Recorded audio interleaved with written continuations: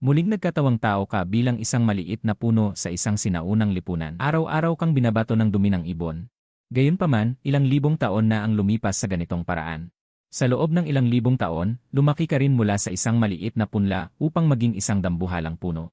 Akala mo ay magiging kasing boring pa rin ang mga araw. Hanggang sa araw na ito ay iniligtas mo ang isang primitibong tao. 3 buwan na ang lumipas mula nang iligtas mo ang lalaking iyon. Sa araw na ito, bigla kang nagising sa isang ingay. Sa ilalim ng iyong puno, isang malaking grupo ng kalalakihan, kababaihan, matatanda, at bata na nakasuot ng balat ng hayop ang lumitaw. Iniisip mo kung saan nanggaling ang mga taong ito. Nang makita mo ang lalaking iniligtas mo na lumabas, lumapit ang lalaki sa iyo at lumuhod. Tumingin siya sa puno at nagsimulang magsalita muli ng kung ano-ano. Habang nagsasalita ay yumuyuko rin siya sa puno. Sumunod din ang mga tao sa likod niya sa pagyuko. Maya-maya ay tumigil na rin ang lalaki sa pagsasalita. Ngunit lumuhod siya kasama ang grupo ng mga tao sa likod niya sa lupa. Matagal silang hindi tumayo. Sa simula ay medyo nalilito ka pa. Maya-maya ay naunawaan mo na. Kinontrol mo ang mga dahon ng puno upang maglabas ng tunog. Nang marinig nila ang tunog na ito, sabay-sabay silang tumayo mula sa lupa. Kasabay nito, naglabas sila ng labis na kagalakan. Bagamat hindi mo naiintindihan ang kanilang wika, naapektuhan ka pa rin ng masayang kapaligiran. Masaya ka rin. Kaya't nagsimulang magkampo ang grupo ng mga tao malapit sa iyong puno at nanirahan doon. Nagsimula kang obserbahan ang grupong ito ng mga taong naninirahan malapit sa iyong katawan. Ang lalaking iniligtas mo noon. Mukhang siya ang pinuno ng grupong ito. Madalas siyang magdala ng isang grupo ng mga lalaki upang manghuli. Sa tuwing makakakuha sila ng hayop at bumalik sa tribo, ang lalaki ay kukuha ng puso ng hayop. Ilalagay ito sa harap ng iyong puno. Sa simula ay hindi mo pa naintindihan ang ginagawa ng lalaki. Ngunit kalaunan ay naunawaan mo na. Ito ay marahil pagsamba sa iyo. At ang puso ng hayop ay ang handog. Marahil sa puso ng mga primitibong taong ito. Ang puso ng hayop ang pinakamahalagang bagay. Kaya ito ang ginagamit upang sambahin ang sinaunang puno. Pagkatapos ng kanilang pagsamba, hindi rin kukunin ng mga taong ito ang puso. Hinahayaan lamang itong nakalagay sa paanan ng puno. Ang iyong puno ay napaka-espesyal. Walang lamok o insekto ang lumalapit. Kaya pagtagal, ang mga pusong iyon ay matutuyo. Sa tingin mo ay hindi maganda ang mga tuyong puso na ito. Kaya kinontrol mo ang iyong mga ugat upang umakyat at lumaki. Sa wakas ay sumibol mula sa lupa. Kaya makokontrol mo ang ugat na ito. Kakalag ka rin ang mga tuyong puso sa putik. Nang makita ng mga primitibong iyon na nawala ang inalay na puso, agad itong nagdulot ng gulo. Agad na dinala ng lalaki ang kanyang mga tribo. Lumuhod sa harap mo at patuloy na yumuko. Hanggang sa kontrolin mo ang mga dahon upang gumawa ng tunog. Ang grupong ito ng mga tao ay nakatayo na parang nabunutan ng tinik. Pagkatapos noon, magpapatuloy pa rin ang sakripisyo. At palihim mong ililibing ang puso sa lupa sa gabi. Matapos maranasan ito ng ilang beses, nasanay na rin ang mga primitibong iyon. At mas sumasamba sa iyo. Bawat agwat ng oras. Sa ilalim ng pamumuno ng pinuno, magsasagawa ng pagdiriwang ng sakripisyo ang buong tribo. Nagmasid ka sa kanila sa loob ng maraming taon. Sa wakas natuto ka ng kanilang wika. Hindi mo na kailangang mag-alala na hindi mo sila maintindihan. Isa pang sakripisyo. Ang lalaking iniligtas mo ay dinala ang kanyang mga tribo sa ilalim ng puno. Mula sa pag-uusap ng mga taong ito, nalaman na ang pangalan ng lalaki ay Shifeng. Ang mga primitibong ito ay walang apelyido, pangalan lamang. Kapag ipinanganak ang sanggol, random na pumili ng isang bagay na nakita. Bahagyang baguhin at gamitin bilang pangalan. Ang pangalan ng lalaking ito ay nangangahulugang silangang taluktok ng bundok. Lumapit si Shifeng sa'yo. Nagtaas ng puso na kinuha mula sa isang ligaw na baboy. Nagsalita siya habang inaalay ang puso sa iyo. Ang kahulugan ng mga salitang iyon ay upang hilingin ang proteksyon ng sinaunang puno. Humiling sa sinaunang puno na bigyan sila ng mas maraming biktima. Humiling sa sinaunang puno na protektahan ang kanilang kaligtasan. Matatandang tao. Napanganga ka. Ang mga taong ito ay talagang nagtatapon ng lahat sa iyo. Paano mo nalaman na marami kang kakayahan? Ngunit may ilang kahilingan na talagang magagawa mo. Halimbawa, protektahan sila mula sa mga sakit. Dahil sa iyong kakayahang magtaboy ng mga insekto. Ang mga taong ito na naninirahan sa ilalim mo ay hindi gaanong nagkakasakit. Lumipas ang 1-0 taon sa isang iglap. Ang tribo na naninirahan sa ilalim ng iyong puno ay unti-unting lumago. Mula sa orihinal na 30 panandang pandagdag tao. Ngayon ay umabot na sa humigit kumulang 50 tao. Sa araw na ito, ang mga mangangaso ng tribo ay biglang bumalik ng maaga. Ang dinala ay hindi biktima kundi batong palakol. Tumanda na siya. Nawalan ng buhay sa isang labanan sa isang cheetah. Inilibing ng kanyang tribo ang kanyang bangkay malapit sa iyong puno. Umalis si Shifeng. Pinalitan ng pinuno ng mas malakas na lalaki. Ang pangalan ng lalaki ay Heimu. Bagamat pinalitan ang pinuno, Ang pagsamba sa iyo ay hindi bumaba. Sa halip ay mas naging madalas. Isang araw pagkatapos ng seremonya bigla mong naramdaman na may kakaibang bagay sa iyong katawan. Hindi ito mga insekto sa loob ng puno. Ngunit isang uri ng kapangyarihan na kaya mong kontrolin. Mahina pa ang kapangyarihang ito. Ngunit hindi mo alam kung para saan ito. Pinag-aralan mo ito ng ilang sandali ngunit hindi mo nakita ang gamit nito. Hanggang sa isa pang seremonya. Napansin mong lumaki ng kaunti ang kapangyarihang iyon. Ito ba ang kapangyarihan ng pananampalataya? Naalala mo ang kasabihang ito. Lumakas ang kapangyarihang ito pagkatapos ng seremonya. Marahil ito nga ang kapangyarihang ito. Nagpatuloy ka sa pag-aaral. Pagkatapos ay naging sigurado ka na ang kapangyarihang ito ay nagmula sa pananampalataya. Ngunit walang nagturo sa iyo kung ano ang maaaring gawin ng kapangyarihang ito. Kailangan mong tuklasin ng mag-isa. Sinubukan mong ipasok ang kapangyarihang ito sa sanga upang makita kung anong fenomenon ang mangyayari. Sa pagdaloy ng kapangyarihan, ngunit bigo kang walang nangyari. At hindi marami ang kapangyarihan sa iyong katawan. Mabilis itong naubos. Pansamantala mong tinalikuran ang pagsubok. Pagkalipas ng ilang panahon, muling lumakas ang kapangyarihan sa iyong katawan. Kaya sinubukan mo ulit. Sa pagkakataong ito, mas maraming kapangyarihan ang inilagay kaysa noong nakaraang beses. Unti-unti, nakita mo ang ilang pagbabago. Ang sangang nilagyan ng kapangyarihan ay naging kaiba sa ibang mga sanga. Isang maliit na usbong ang lumitaw sa dulo ng sanga na yon. Sigurado kang hindi iyon normal na usbong ng puno. Habang unti-unting lumalaki ang usbong. Sa wakas naintindihan mo kung ano yon. Iyon ay isang putot ng bulaklak. Malapit nang mamulaklak. Nagulat ka. Ikaw ay naging puno na ito sa loob ng hindi bababa sa ilang daang taon. Kailanman ay hindi pa namumulaklak. Noon akala mo ay hindi ka mamumulaklak. Ngayon, mukhang hindi pala. Nagka-interes ka. Inilagay mo ang lahat ng nakolektang kapangyarihan ng pananampalataya sa usbong ng bulaklak. Gusto mong makita kung anong bulaklak ang bubuka. Kung mamumunga ba ito pagkatapos mamukadkad. Ang usbong ng bulaklak ay unti-unting lumaki. Itinago mo ito sa mga dahon ng puno. Hindi ito makikita mula sa ilalim ng puno. At ang mga primitibong tao ay hindi kailanman umaakyat sa iyong katawan. Hindi ka nag-alala na matuklasan. Lumipas ang 1 taon. Sa panahong ito, ang lahat ng iyong enerhiya ay nakatuon sa bulaklak na yon. Matapos ang buong 1 taon ng pagdidilig. Alam mong malapit nang mamukadkad ang bulaklak na yon. Sa isang mahinang tunog, sa wakas ay bumuka ang bulaklak. Ito ay isang puting bulaklak. 5 talulot ang nakapalibot sa gitna ng bulaklak. Hindi gaanong kalaki ang bulaklak. Kasing laki lamang ng palad ng isang matanda. Sa pinakagitna ay mayroon pang berdeng embryo. Pinuno, pakiusap dalhin mo kami doon. Lalong dumilim ang mukha ni Heimu. Plano ng mga taong ito na pilitin siyang sumang-ayon. Humakbang siya pasulong. Na ikinatakot ng grupo at umatras. Sa isang iglap, walang sinuman ang nagsalita sa lugar. Tumingin-tingin si Heimu. Tandaan ang mga mukha ng mga taong ito. Ganyan ang iniisip ninyong lahat. Sa harap ng tanong ni Heimu, walang sinuman ang naglakas loob na sumagot. Sa huli, sumigaw si Kinshi, ang pinuno, na pinipilit ang sarili. Tama. Ito ang iniisip ng lahat. Ngumiti si Heimu. Ang kanyang ngiti ay nakakatakot. Mabuti. Kung gayon, tawagin ang lahat ng miyembro ng tribo. Sabay-sabay nating puntahan ang sinaunang puno. Lihim na nakahinga ng maluwag si Kinshi nang marinig ang sinabi ni Heimu. Inaasahan din niya kung ano ang magiging reaksyon ng sinaunang puno. Kung hindi mabibigyan ng sinaunang puno ang pagkain. May rason siya upang hikayatin ang mga tao sa tribo na huwag nang sumamba sa sinaunang puno. Kung talagang binigyan sila ng pagkain ng sinaunang puno, hindi siya naniniwala na ang sinaunang puno ay talagang makapagbibigay ng pagkain. Lihim na niya itong inobserbahan noon. Ito ay isang malaking puno lamang. Saan kukuha ng pagkain ang isang malaking puno na hindi gumagalaw? Hindi nagtagal, lahat ng miyembro ng tribo ng puno ay nagtipon sa iyong harapan. Lihim na nag-uusap ang lahat.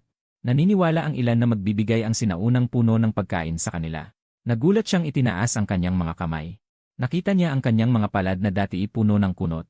Ngayon ay dahan-dahang naging pula. Hindi lang iyon. Naramdaman din niya na unti-unting bumabalik ang kanyang lakas. Ang kanyang matandang katawan ay unti-unting bumabata. Nang matuklasan niya ang pangyayaring ito, agad siyang sumigaw. Nagpakita ang espiritu ng sinaunang puno. Mabilis ding napansin ni Heimu ang pagbabagong ito. Lumuhod siya at sumigaw sa sinaunang puno. Mga kapwa ko tribo, bilisan niyong sambahin ang sinaunang puno. Ang halimuyak na ito ay pagpapala ng sinaunang puno sa ating tribo. Ginagamit ng sinaunang puno ang kanyang kapangyarihan upang bigyan tayo ng immortal na katawan. Bigyan tayo ng malakas na kapangyarihan. Sa pagsigaw ni Heimu, napansin din ng iba pang miyembro ng tribo ang pagbabago sa kanilang katawan. Dahil dito, mas lalong lumaki ang paghanga ng lahat ng primitibong tao sa iyo. Biglang tumayo si Heimu. Itinaas ang kanyang mga kamay sa itaas ng ulo at sumigaw sa iyo. Makapangyarihang sinaunang puno. Ipinapanalangin ko na maging aming totems ka. Ipinapanalangin ko na ipagkaloob mo sa amin ang iyong pangalan. Sasambahi ka namin at pararangalan sa bawat henerasyon. Ipapakalat namin ang iyong pangalan sa buong lupain ito. Pagkatapos magsalita ni Himu, muli siyang lumuhod.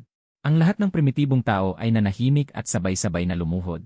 Hindi nangahas na gumawa ng anumang ingay. Tiningnan mo ang grupong ito. Sa isang banda, ang grupong ito ay dapat na iyong mga tagasunod, hindi ba? Nag-isip ka ng ilang sandali. Ang pagiging totem ng grupong ito ay may benepisyo rin para sa iyo.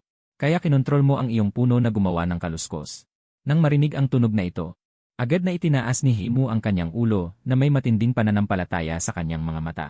Tuwang-tuwa siyang sumigaw. Sumang-ayon ang sinaunang puno. Mula ngayon, ang sinaunang puno ang magiging aming totem. Kami ang tribo ng puno. Ang mga miyembro ng tribo sa likuran niya ay sabay-sabay na sumigaw. Tribo ng puno. Medyo masaya ka rin. Pagkatapos ng daan-daang taon, sa wakas ay nagkaroon ka rin ng kaunting pangalan. Muli mong ipinasok ang bagong nakuha mong kapangyarihan sa bulaklak. Naglalabas ng halimuyak. Inoobserbahan mo rin ang mga pagbabago sa mga primitibong tao sa ibaba.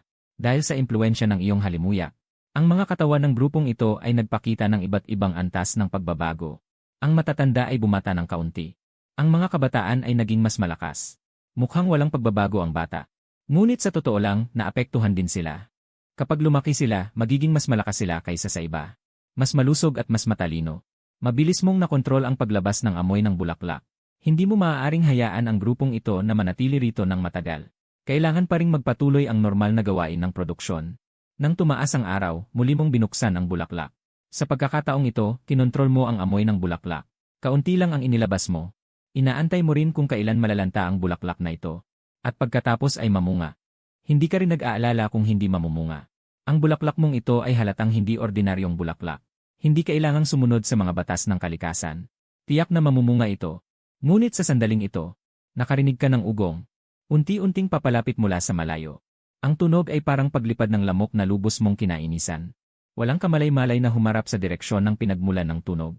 Gusto mong iwagayway ang iyong mga braso. Nakalimutan mo na wala kang kamay ngayon. Ngunit ang pagwagayway ay nangyari pa rin. Isang sanga ang iwinagayway. Pakiramdam mo ay parang may nahagip ka. Hindi naman siguro lamok, di ba?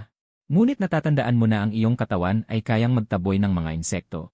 Hindi lumayo ang lamok na ito. Bagkus ay lumapit sa'yo. Itinuon mo ang iyong pansin. Tumingin sa direksyon kung saan mo hinagip ang bagay kanina. Sa simula ay wala kang nakita.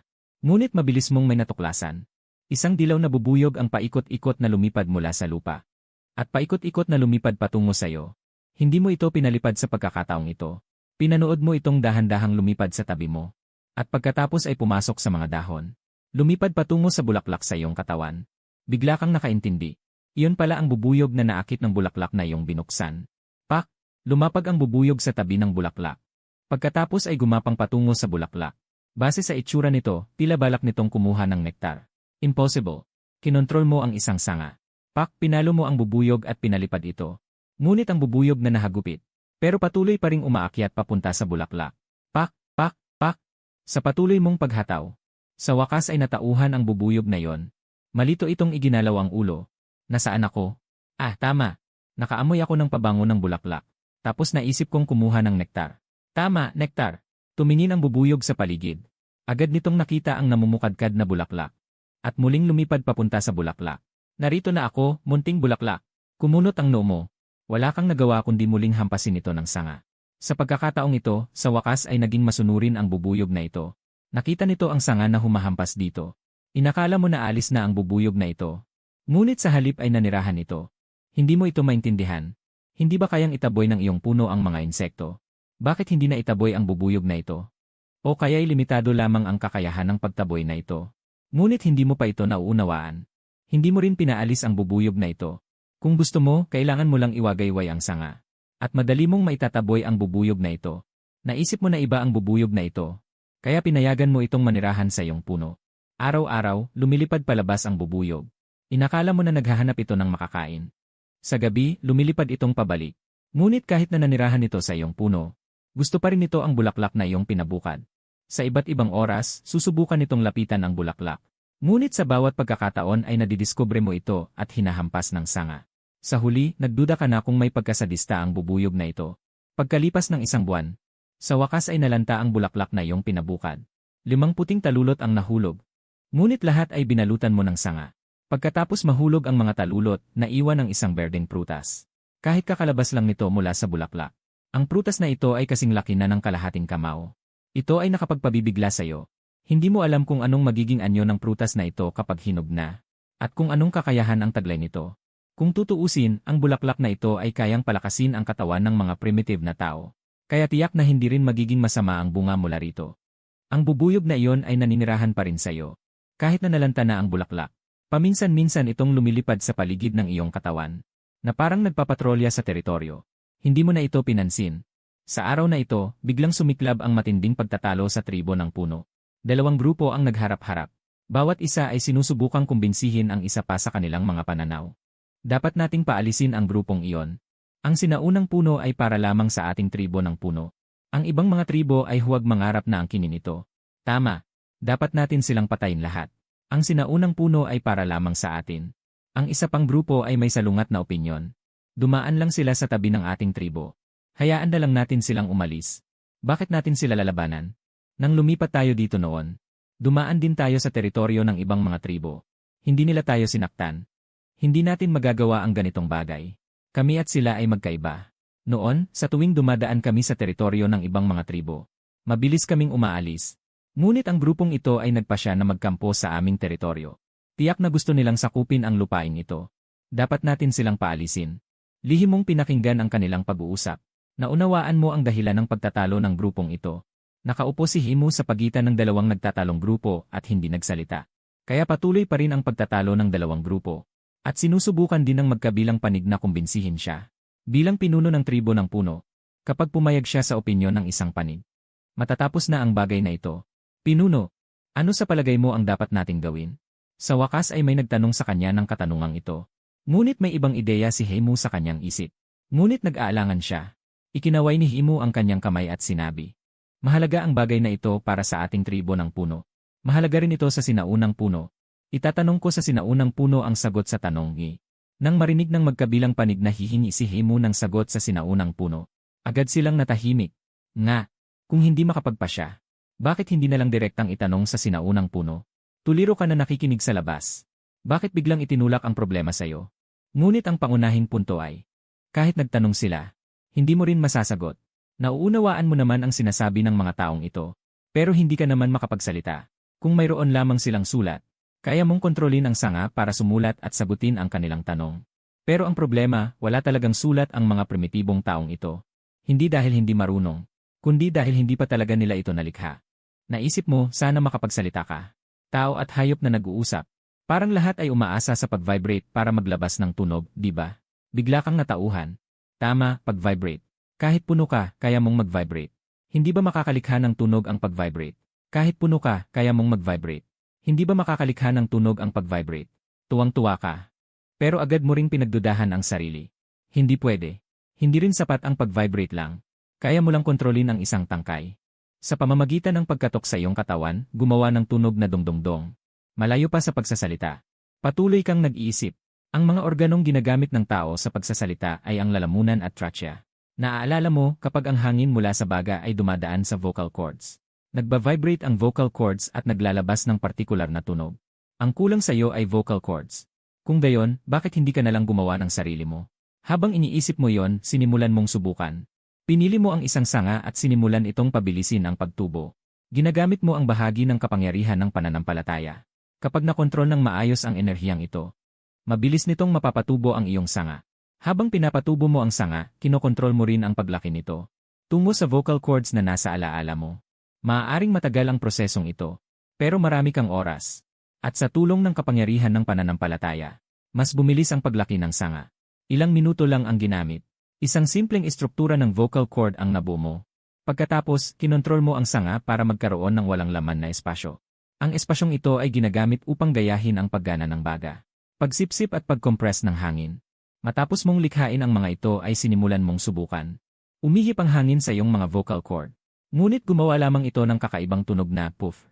Malinaw na hindi pa sapat ang elasticity ng iyong vocal cords. Nagsimula kang mag-eksperimento ng paulit-ulit.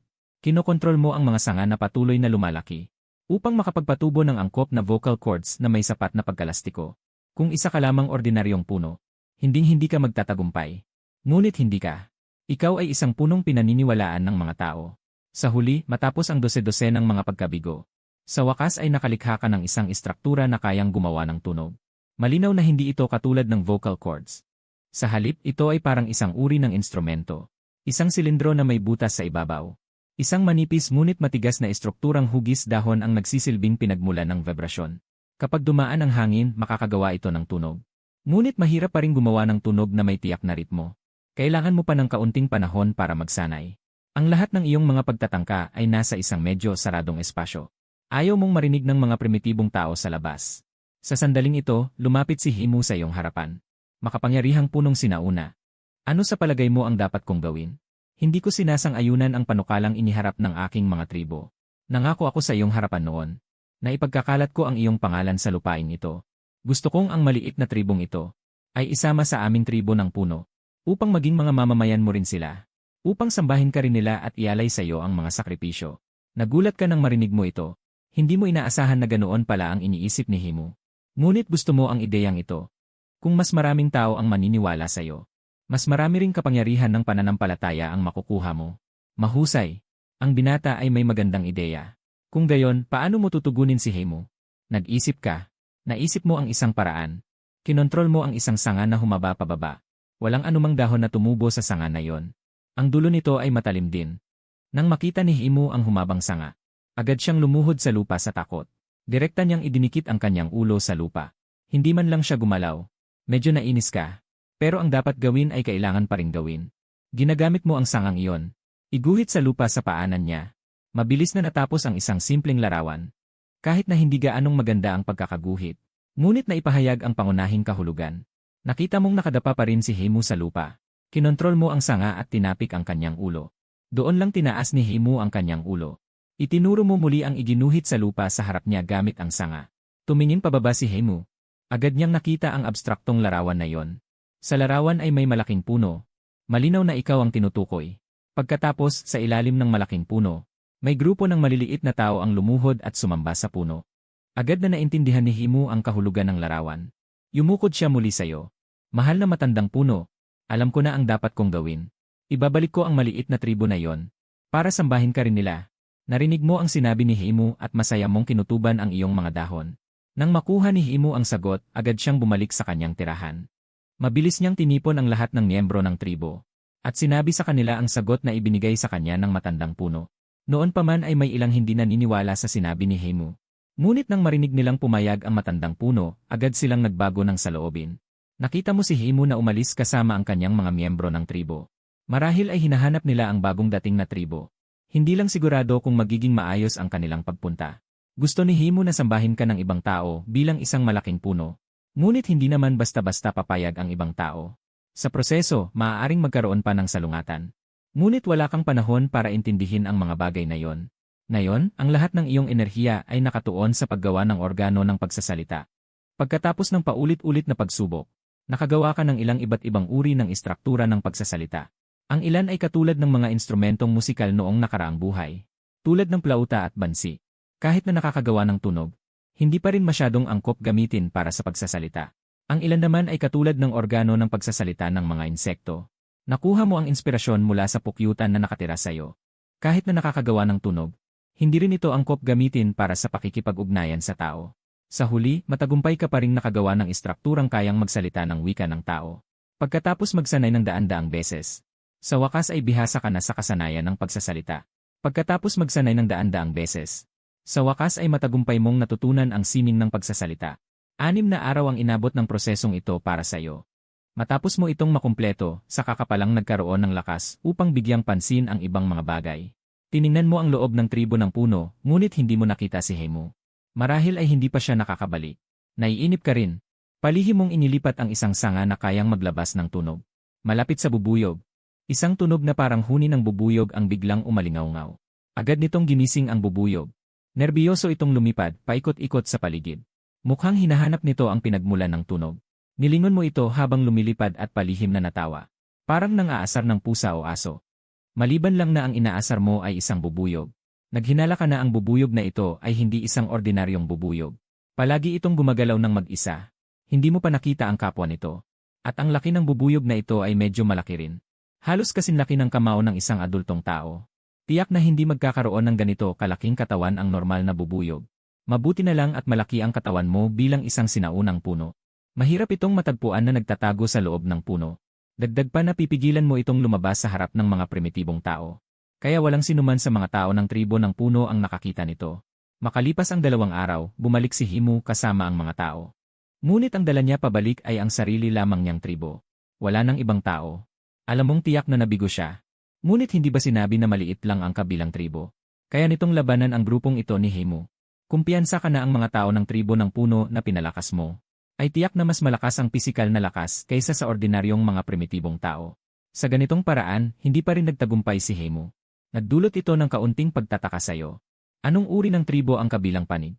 Hindi nagtagal, lumapit sa iyo si Himu dala ang impormasyon tungkol sa tribong iyon. Mahal na sinaunang puno. Walang kakayahan si Himu. Hindi niya nadala pabalik ang maliit na tribong iyon. Bigla kang nagsalita. Ayos lang.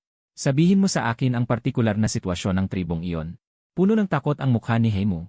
Tumingin siya sa kaliwat kanan ngunit hindi niya nakita kung sino ang nagsasalita. Huwag nang maghanap. Ako ay nasa harap mo. Ako ang sinaunang puno na binabanggit mo. Nagulat si Himu. Malaki ang pagkakadilat ng kanyang mga mata. Pagkatapos ay dumapa siya sa lupa at takot na sumigaw. Dakilang punong kahoy. Nakakapagsalita kayo. Bago pa ako makasagot. Si Himu ay nagsalita sa kanyang sarili. Nagkamali ako. Siyempre, nakakapagsalita ang dakilang punong kahoy. Siguro hindi lang tayo sapat na deboto noon sa dakilang punong kahoy.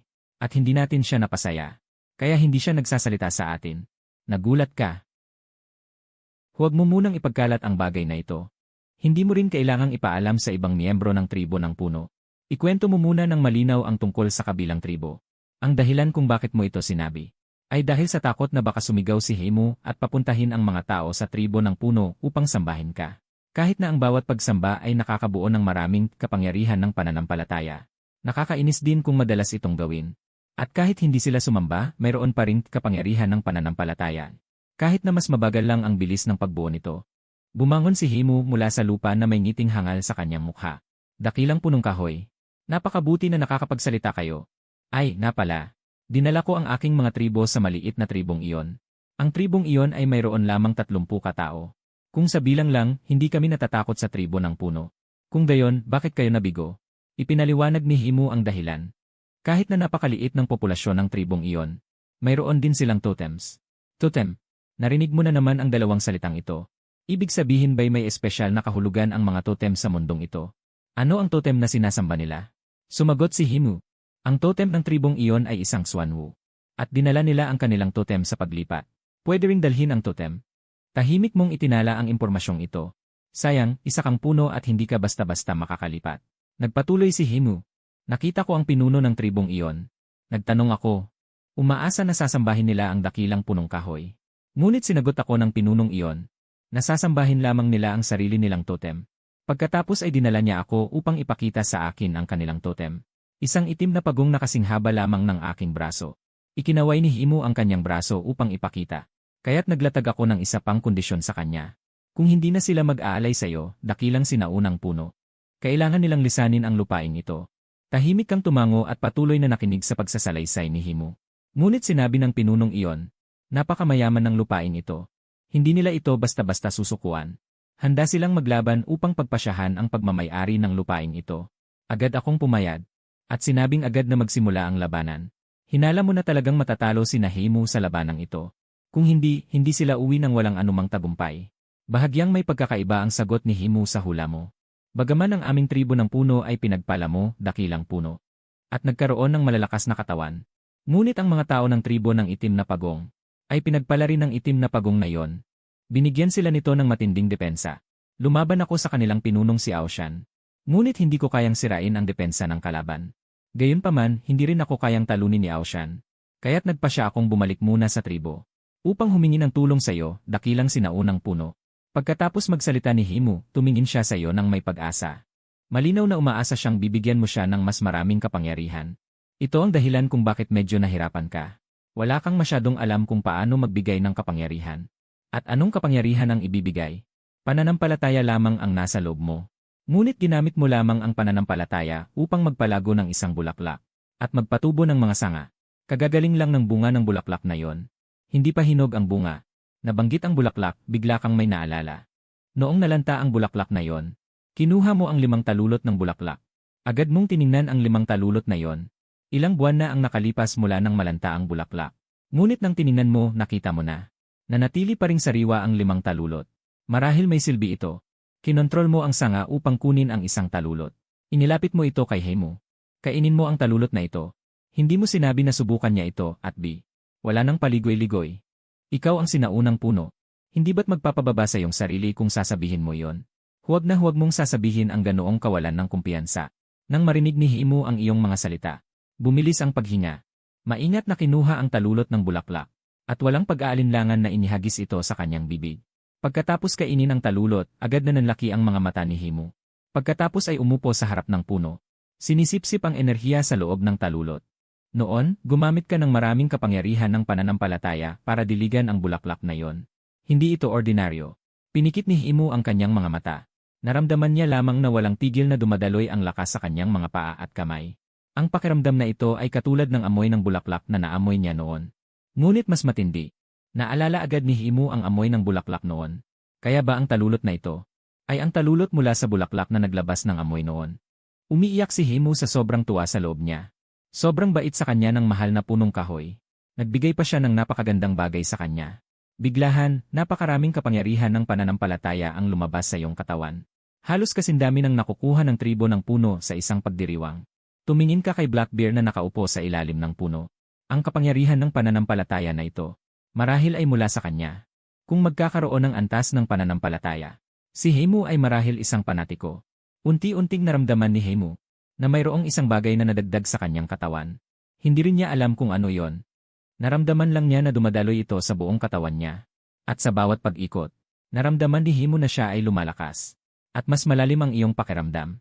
Bigla mong naramdaman kay Hemu sa harap mo na parang mayroon kayong koneksyon ng dugo. Hindi ito ilusyon. Totoo ang pakiramdam na yon. Parang si Hemu ang iyong sanga. Ngunit iba sa sanga. Naramdaman mo lamang ito ngunit hindi mo ito makontrol. Sa sandaling ito, idinilat ni Hemu ang kanyang mga mata. Mabilis siyang tumayo at umungol sa kalangitan. Takot na takot ka at nanginginig ang buong katawan mo. Ang buong puno ay gumawa ng kaluskos. Pagkatapos ay nakita mo. Lumitaw ang mapusyaw na berdeng ulap sa katawan ni Hemu. Binalot ng ulap na yon ang kanyang katawan. At dahan-dahang nabuo ang anyo ng isang malaking puno sa kanyang katawan. Ang malaking punong ito ay may ilang pagkakahawig sa iyong katawan ng malaking puno. Napansin din ni Hemu ang pagbabago sa kanyang katawan pagkatapos umungol. Sa sandaling ito, narinig ng mga tao ng tribo ng puno ang sigaw ni Hemu. Naglabasan silang lahat. Hawak ang mga sandata tulad ng kahoy na pamalo at bato na sibat. Sumugod sila sa paanan ng matandang puno. At nakita si Hemu na kumikinang sa berdeng liwanag. Pinuno, anong nangyari sa iyo? Nag-clench ng kamao si Hemu. Pakiramdam niya ay punong-puno siya ng lakas. Tumawa ng malakas si Hemu. Pagkatapos ay nilabanan ang tawa. Lumuhod siya sa harapan mo. Maraming salamat, matandang puno, sa pagbibigay sa akin ng kapangyarihang ito. Tatalunin ko ang tribo ng Black Turtle at ibabalik sila. Doon lamang naintindihan ng lahat. Lahat ay dahil sa iyo. Ang mga tao ng Tree Tribe ay lumuhod at sumamba sa matandang puno. Ngunit hindi mo na sila bibigyan ng talulot muli. 4 na talulot na lang din ang natitira sa iyo. Tungkol naman sa muling pagbubukas ng isang bulaklak. Wala ka pang planong gawin yon ngayon. Ang epekto ng talulot ay medyo lumampas sa iyong inaasahan. Tinawag mo ang kapangyarihang lumitaw kay Hemu na kapangyarihan ng dugo. Nakaramdam ka pa ng koneksyon sa dugo. Ang tawag na ito ay sa tingin mo ay angkop. Muling umalis si Hemu kasama ang kanyang mga kasama sa tribo. Sa pagkakataong ito, tatalunin niya ang pinuno ng tribo ng Black Turtle. Upang tuluyan silang pasukuin. Nang umalis si Hemu sa Tree Tribe, napansin mong bahagya mong maramdaman ang kanyang lokasyon. Dapat ding ito ay epekto ng kapangyarihan ng dugo. Yisisisisisisiw. Nakarinig ka ng tunog. Alam mong ang bubuyog na lumabas para maghanap ng pagkain ay nakabalik na. Lumapag ito sa iyong puno. Doon mo lang napansin na hindi maganda ang kondisyon nito. Duguan ng hindi mo alam na nilalang. Nakabitin ang isang paa nito, marahil ay bali. Mukhang nakipag-away ito sa ibang nilalang. At malubha ang pinsala. Umakyat ito sa bahaging konektado ang sanga at ang malaking puno. Kumuha ito ng pwesto at umupo. Inakala mong makakabawi ito pagkatapos magpahinga ng kaunti. Ngunit hanggang sa ikalawang araw, nanatili pa rin ang bubuyog sa kinatatayuan nito. Hindi gumagalaw. Tila patay na ito. Nag-abot ka ng isang sanga, handa itong ilibing sa ilalim ng puno. Sa huli, matagal ka rin itong sinamahan. Matagal mo na itong itinuring na kaibigan. Nang hawakan ng iyong inabot na sanga ang katawan ng bubuyog, bahagyang kumislot ang isang paa nito. Hirap na hirap itong itinaas ang ulo. Tinitignan ang sangang umabot dito. Bigla mong naramdaman ang emosyon nito. Humihingi ito ng tulong sa'yo. Sabi nito ayaw nitong mamatay ng ganito. Gusto pa rin itong mabuhay. Hanggat maililigtas mo ito, handa itong gawin ang lahat para sa'yo. Hindi ka nag-atubiling pumayag. Ngunit paano mo ito ililigtas, naguluhan ka na naman. Wala kang paraan upang iligtas ang sinuman. Sa pag-isip na subukan lamang, ang kapangyarihan ng pananampalataya sa iyong katawan ay inilipat sa loob ng pukyutan sa pamamagitan ng sanga. Madaling pumasok ang kapangyarihang ito sa katawan ng pukyutan. Ngunit walang nagawa. Medyo mamamatay pa rin ito. Mukhang walang silbi ang kapangyarihan ng pananampalataya. Nag-iisip ka na naman ng ibang paraan. Naalala mo ang bulaklak na iyong pinabukadkad kanina. Ang amoy ng bulaklak ay maaaring makapagpabata ng mga tao. Marahil ay maaari rin itong pagalingin ang mga sugat. Sinubukan mong gamitin ang kapangyarihan ng pananampalataya upang magpatubo ng isang maliit na putot ng bulaklak, na kasing laki lamang ng kalahati ng kuko ng daliri. Dahil napakaliit ng bulaklak, hindi ka masyadong nahirapan. At hindi rin gaanong naubos. Ang kapangyarihan ng pananampalataya ay nagpabukadkad dito. Isang mahinang amoy ng bulaklak ang lumabas mula sa bulaklak. Kapag naamoy ng pukyutan ang amoy ng bulaklak, bumuti ang pakiramdam nito. Ngunit ang sugat sa katawan nito ay naroon pa rin. Bumalik lamang ang sigla nito. Walang gaanong epekto. Ipinagpatuloy mong i-inject ang kapangyarihan ng pananampalataya sa maliit na bulaklak na iyon. At nag-umpisa kang gumawa ng isang patak ng pulot pukyutan sa puso ng bulaklak. Pagkatapos ay pinainom mo ang patak ng pulot pukyutan na ito sa bibig ng pukyutan. Nang nilunok nito ang patak ng pulot pukyutan, unti-unting lumabas ang isang layer ng berdeng ulap sa katawan nito, na nagpaalala sa iyo ng ulap na lumitaw din sa katawan ni Himu. Pareho kaya ang dalawa? Mabilis mong nakita ang epekto ng ulap. Dahan-dahan itong inaayos ang mga sugat sa loob ng masukal na kabubatan. Sa wakas, gumaan ang pakiramdam mo. Nangangahulugan na tama ang ginawa mo. Ang mga sugat sa katawan ng pukyutan ay unti-unting gumaling sa tulong ng ulap. Sa wakas ay tumayo ulit ito. Pagkatapos ay sinubukan nitong igalaw ang mga pakpak nito ng ilang beses. Muling lumipad sa kalangitan. Mukhang gumaling na ito. Hindi mo maiwasang ipagmalaki ang iyong kakayahan. Mukhang ang bulaklak na iyong pinabukadkad gamit ang kapangyarihan ng pananampalataya. May malakas na epekto ng pagpapagaling. Nag-iisip ka na naman. Kung may mas madaling paraan upang gamitin ito, medyo mahirap kung kailangan mong magbukas ng bulaklak sa bawat pagkakataon. Mabilis mong naisip ang mga sanga. Maaari mo bang direktang gamitin ang kapangyarihan ng pananampalataya upang makagawa ng mga sanga na may ganitong nakapagpapagaling na epekto? Sinabi at ginawa. Agad mong sinimulan ang pagsubok. Sa lalong madaling panahon, sa dulo ng isang walang dahon na sanga, lumabas ang isang patak ng berdeng dagta. Nakita mong nakapatong ang isang bubuyog sa isang sanga at nagpapahinga. Kaya tinawag mo ito. Tamang-tama para sa isang eksperimento. Ipinakain mo ang dagta na yung naipon sa bubuyog. Pagkatapos nitong kainin, lumabas din ang parehong ulap sa katawan nito. Malinaw na ang epekto ng mga sanga at pulot pukyutan ay pareho. Tuwang-tuwa ka nang makuha mo ang sagot. Ito ay isang kakayahan na ikaw mismo ang nakabuo. Sa hinaharap, maaari kang maging isang tagapagpagaling. Isang malaking puno na nagliligtas sa mga may sakit at sugatan. Pagkatapos ng kagalakan, nalaman mo na ang koneksyon mo sa bubuyog ay naging mas malapit. Ang pakiramdam na ito ay iba sa koneksyon ng dugo sa pagitan mo at ni Himu. Nalaman mong kaya mong makipag-usap sa bubuyog sa pamamagitan ng kaluluwa. Ngunit hindi makapagsalita ang bubuyog. Sa bawat pagkakataon ay umuugong lamang ito. Ngunit naiintindihan mo ang ibig nitong ipahiwatig. Magaling. Mula ngayon, ikaw ang aking alalay. Responsable para sa seguridad ng paligid. Yisisisisisisi. Masusunod, ginang sinaunang puno. Mula ngayon, tawagin mo akong boss. Huwag mong tawagin ginang. Opo. Wala ka pa atang pangalan, hindi ba? Mula ngayon, tatawagin kitang Jinfeng. Napakagaling. May pangalan na ako. Mula ngayon, tatawagin akong Jinfeng. Binigyan mo ng pangalan ang maliit na bubuyog. At ginawa mo itong iyong alalay. Jinfeng, ano ang mga kaya mong gawin? Boss, mumunguya lang ako ng mga bagay gamit ang aking bibig. Napakalakas ng bibig ko. Kayang putulin ang maraming bagay. Mukhang hindi naman masyadong malakas. Naisip mo, hindi ito maganda. Jinfeng, pagkatapos mong kumain ng sanga, nakaramdam ka ba ng kakaibang kapangyarihan sa iyong katawan? Gusto mong subukan kung mapapangasiwaan din ni Jinfeng ang kapangyarihan ng dugo. Sa ganitong paraan, baka mayroon pa ring lakas para lumaban. Si Jinfeng ay huminahon upang damhin. Hindi nagtagal, lumabas ang ilang berdeng ulap mula sa kanyang katawan. Bahagya kang tumango nang makita ito. Magaling. Mukhang may kapangyarihan din ang dugo sa kanyang katawan. Ngunit pagkaraan ng ilang sandali, unti-unting kumupas ang berdeng ulap. Pagkatapos, lumabas ang isa pang ulap na kulay dilaw. Ito ay hindi mo inaasahan. Mukhang si Jinfeng ay may talento rin. Malinaw mong nakita. Ang dilaw na ulap na iyon ay isang uri din ng kapangyarihan ng dugo. Ngunit hindi ito ang kapangyarihan na ibinigay mo sa kanya, kundi ang kapangyarihan na ginising ni Jinfeng mula sa kanyang sariling katawan. Sa wakas, ang buong katawan ni Jinfeng ay nababalot ng dilaw na ulap. Ang ulap ay malabo ring lumitaw bilang isang mas malaking bubuyog. Sa wakas ay binuksan ni Jinfeng ang kanyang mga mata. Tiningnan niya ang ulap sa paligid ng kanyang katawan. At ang malabong malaking anino ng bubuyog. Nagtaka rin siya. Boss Bay, ano ito? Ipinaliwanag mo. Ang kapangyarihang ito ay tinatawag na kapangyarihan ng dugo. Nagmula sa iyong katawan. Kung ano ang magagawa nito, kailangan mong tuklasin ito mismo. Walang direksyong tumango si Jinfeng, tila nauunawaan ngunit hindi lubos. Hindi mo na rin siya matuturuan ng marami. Tutal, ikaw mismo ay kamakailan lang din natuklasan ang kapangyarihan ng dugo. At ang nakapagtataka sa iyo ay, bakit nagawa ni Jinfeng na gisingin ang kanyang sariling kapangyarihan ng dugo? Ngunit si Heimu ay hindi. Ang imahe na lumitaw kay Heimu ay, malinaw na ang anyo ng iyong malaking puno. Ngunit ang lumitaw kay Jinfeng ay ang kanyang sariling anyo ng bubuyog.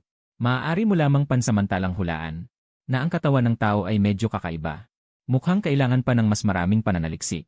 Itinago ni Jinfeng ang kanyang kapangyarihan. Boss, gusto kong lumabas sandali. Sinabi mo, lalabas para maghanap ng pagkain. CJ, pagkatapos nito, tulad ng dati, tatawagin kita kapag may kailangan akong ipagawa sa'yo. Umugong na lumipad si Jinfeng. Boss, sa totoo lang, gusto kong maghiganti.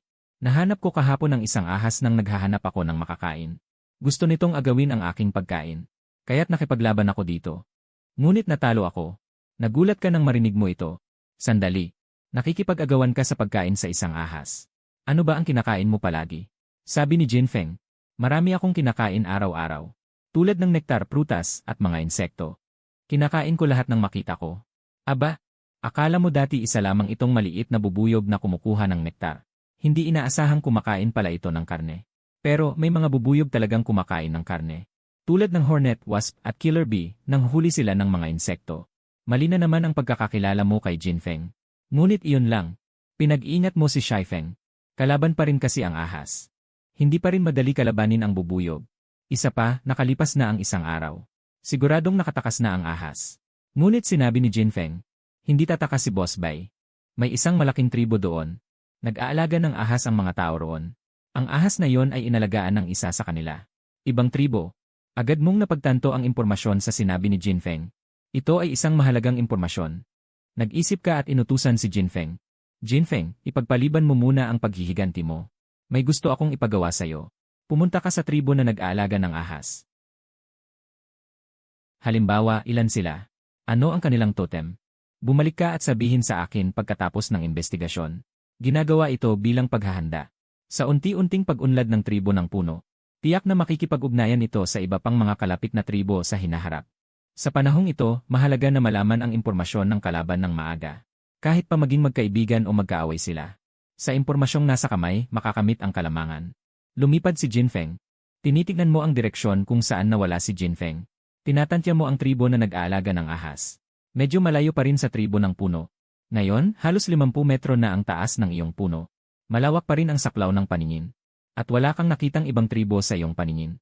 Tungkol naman sa direksyon ng Black Tortoise Tribe, may bundok doon. Tinatakpan ng iyong paningin. May maliit na ilog na dumadaloy sa tabi ng bundok na yon. Pinili ng Black Tortoise Tribe ang tabi ng maliit na ilog bilang kanilang tirahan. Naalala mo noong una kang napunta rito. Ang maliit na ilog na ito ay isa lamang sapa. Pagkalipas ng ilang daang taon, unti-unting lumawak at lumalim ang sapa. Hanggang sa naging ilog ito na tulad ngayon. Sa kabilang banda, nakarating na si Heimu kasama ang kanyang mga tribo sa Black Tortoise Tribe. Hindi kalakihan ng Black Tortoise Tribe. Nakatira sila sa mababang bahay na gawa sa kahoy at damo. Nang makita nila si Heimu at ang iba pa, agad na nagtipon ang lahat ng miyembro ng tribo. Binuhat ng mga kalalakihan ang kanilang mga sandata, habang pinoprotektahan ng mga kababaihan ang mga bata. Tungkol naman sa mga matatanda. Pagkatapos ng mahabang paglipat ng Black Tortoise Tribe, namatay na ang lahat ng matatanda sa paglipat. Walang takot na tumayo si Heimu sa harap ng mga tao ng Black Tortoise Tribe. Sumigaw siya sa mga tao ng Black Tortoise Tribe. Aoshan, narito na ulit ako. Hindi natapos ang huling laban ng may panalo. Sa pagkakataong ito, tiyak na tatalunin kita. At gagawin kayong mamamayan ng dakilang puno. Ang taong tinawag ni Heimu ay ang pinuno ng Black Tortoise Tribe. Lumabas si Aoshan na nakasimangot. Heimu, napakayabang mo. Ipinakita na ng huling laban. Hindi mas mababa ang dakilang Black Tortoise kaysa sa dakilang puno na sinasabi mo. Hinding-hindi kami titigil sa pagsamba sa dakilang Black Tortoise. Suminghal si Heimu. Aksidente lang ang nakaraan. Halika na. Sa pagkakataong ito, ipapakita ko sa iyo ang tunay na lakas ng dakilang puno. Nagtitigan ang dalawa. Bumuo ng bilog ang mga tao ng Tree Tribe at Black Tortoise Tribe. Bilang lugar ng kanilang laban. Hawak ng dalawa ang kanilang mga sibat na bato at mahigpit na nakatitig sa isa't isa sa arena. Sumigaw si Aoshan. Naunang sumugod. Sumugod din si Heimu sa isang hakbang. Nagsalubong ang dalawang mahabang sibat sa ere. Umatras ng isang hakbang ang bawat isa. Ngunit agad na sumugod muli. Patuloy na naglalaban.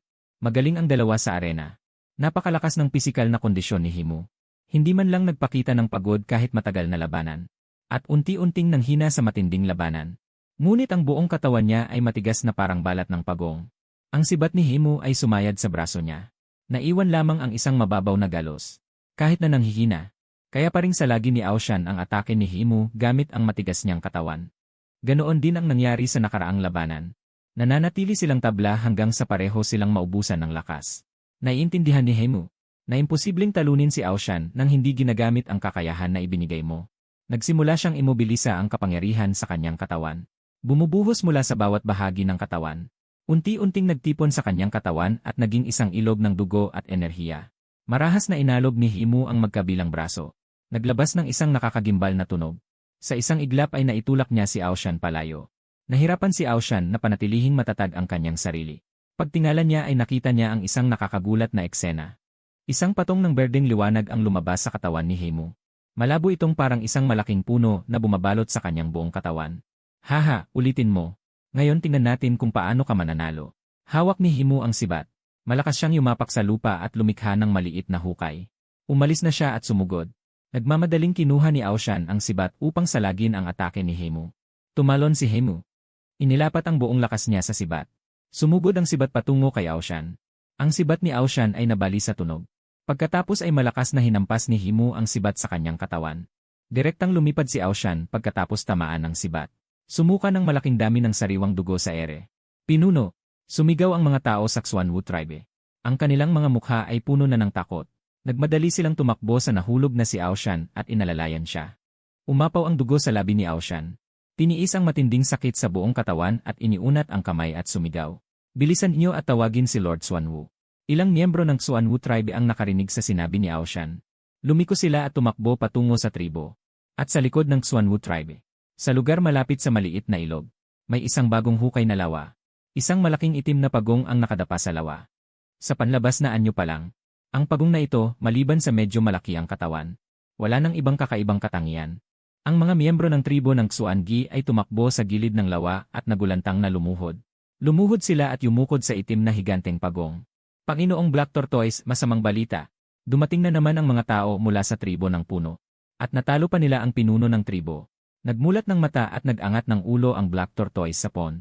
Tinitigan ang miyembro ng tribo ng Black Tortoise na nagsalita. Panginoong Black Tortoise, pinapapunta ka ng pinuno ng tribo. Umaasa kaming matutulungan mo kami, Panginoong Black Tortoise. Natalunin ang nakakainis na yon. Ikinaway ng Black Tortoise ang ulo nito. Nakita yon ng ilang tao at agad silang tumayo at lumundag sa tubig. Binuhat ang Black Tortoise at lumabas. Sa labas ng tribo, itinago ni Heimu ang kanyang sibat. Sa ilang sandali, ang ulat sa labas ng kanyang katawan ay nasipsip pabalik sa loob niya. Nagsimulang magsaya ang mga tao ng tribo ng puno nang makita nilang nanalo si Heimu sa laban. Ikinaway ni Heimu ang kanyang kamay at sumigaw. Ang lahat ng ito ay dahil sa kapangyarihan ng dakilang sinaunang puno. Dakilang sinaunang puno, nakikisabay si Heimu sa pagsigaw ng ilang beses. Pagkatapos ay naglakad patungo sa tribo ng Black Tortoise. Natalo kayo. Ayon sa kasunduan, kailangan niyong sumama sa amin pabalik upang maghandog sa dakilang sinaunang puno. At mula ngayon ay sasamba sa dakilang sinaunang puno. Lumakad si Aoshan na inaalalayan ng mga miyembro ng tribo patungo kay Heimu. Hindi magtatapos dito ang bagay na ito. Mayroon pa tayong Panginoong Black Tortoise. Galit na galit si Heimu. Naglakas loob kayong labagin ang kasunduan. Ang mga tao ng tribo ng Black Tortoise. Itinaas ang kanilang mga sandata laban kay Heimu. Nakita yon ng mga tao ng tribo ng puno at agad silang sumugod. Mabuti na lang at pinigilan ni Heimu ang mga miyembro ng tribo. Kung hindi maiiwasan ang isang malaking digmaan. Nakasimangot si Heimu. Bibigyan ko kayo ng huling pagkakataon. Sumama kayo sa amin pabalik. Sa sandaling ito, ang mga nagbubuhat ng Black Tortoise ay nagtulakan ang mga tao at lumakad sa harapan. Nang makita ni Aoshan ang itim na higanteng pagong, agad siyang sumigaw. Panginoong Black Tortoise, pakiusap, tulungan mo kaming ipagtanggol laban sa malakas na kaaway. Agad na nag-alala si Heimu. Agad na bumalot sa kanya ang ulap. Ngunit biglang umanga ang itim na higanteng pagong. At kinagat ang kamay ni Aoshan. Sumigaw si Aoshan. Ang mga miyembro ng tribo na nagdadala ng itim na pagong ay kusang bumitaw. Ang malaking pagong ay direktang bumagsak sa lupa. Pagkatapos sa nagtatakang tingin ng lahat, ang malaking pagong ay gumapang palayo nang hindi lumilingon. Si Aoshan, nang makita ang paggapang palayo ng Xuangi, ay mabilis na sumigaw. Bilisan niyo't ibalik ang mahal na Xuangi. Napadilim ang mukha ni Heimu at agad na winagayway ang kamay. Harangin sila, tribong puno. Agad na naglaban ang lahat at ang tribo ng Xuangi. At ang malaking itim na pagong na yon, sa ilalim ng tingin ni Heimu, umakyat sa tabi ng ilog at lumukso. Nawala sa paningin. Di nagtagal, lahat ng miyembro ng tribo ng Xuangi ay dinakip ni Heimu at ng iba pa. Nakangising tumayo si Heimu sa harap ng naghihingalong Aoshan. Hindi mo rin siguro inakala, di ba? Ang totem na sinasamba ninyo ay tumakas mismo. Mula ngayon, wala ng tribo ng Xuangi. Bumuka ang bibig ni Aoshan at sumuka ng sariwang dugo, lumabo ang paningin. Bumugan ang huling hininga at tuluyang nawalan ng buhay. Inilibing ni Heimu ang bangkay ni Aoshan sa isang lugar. At pagkatapos ay bumalik kasama ang natitirang miyembro ng tribo ng Xuangi. Malayo pa lang ay nakita mo na ang bumabalik na si Heimu at ang iba pa. Kasama nila ang mga orihinal na tao na may dalang pamilya. Malinaw na sila ay mula sa tribo ng Xuangi.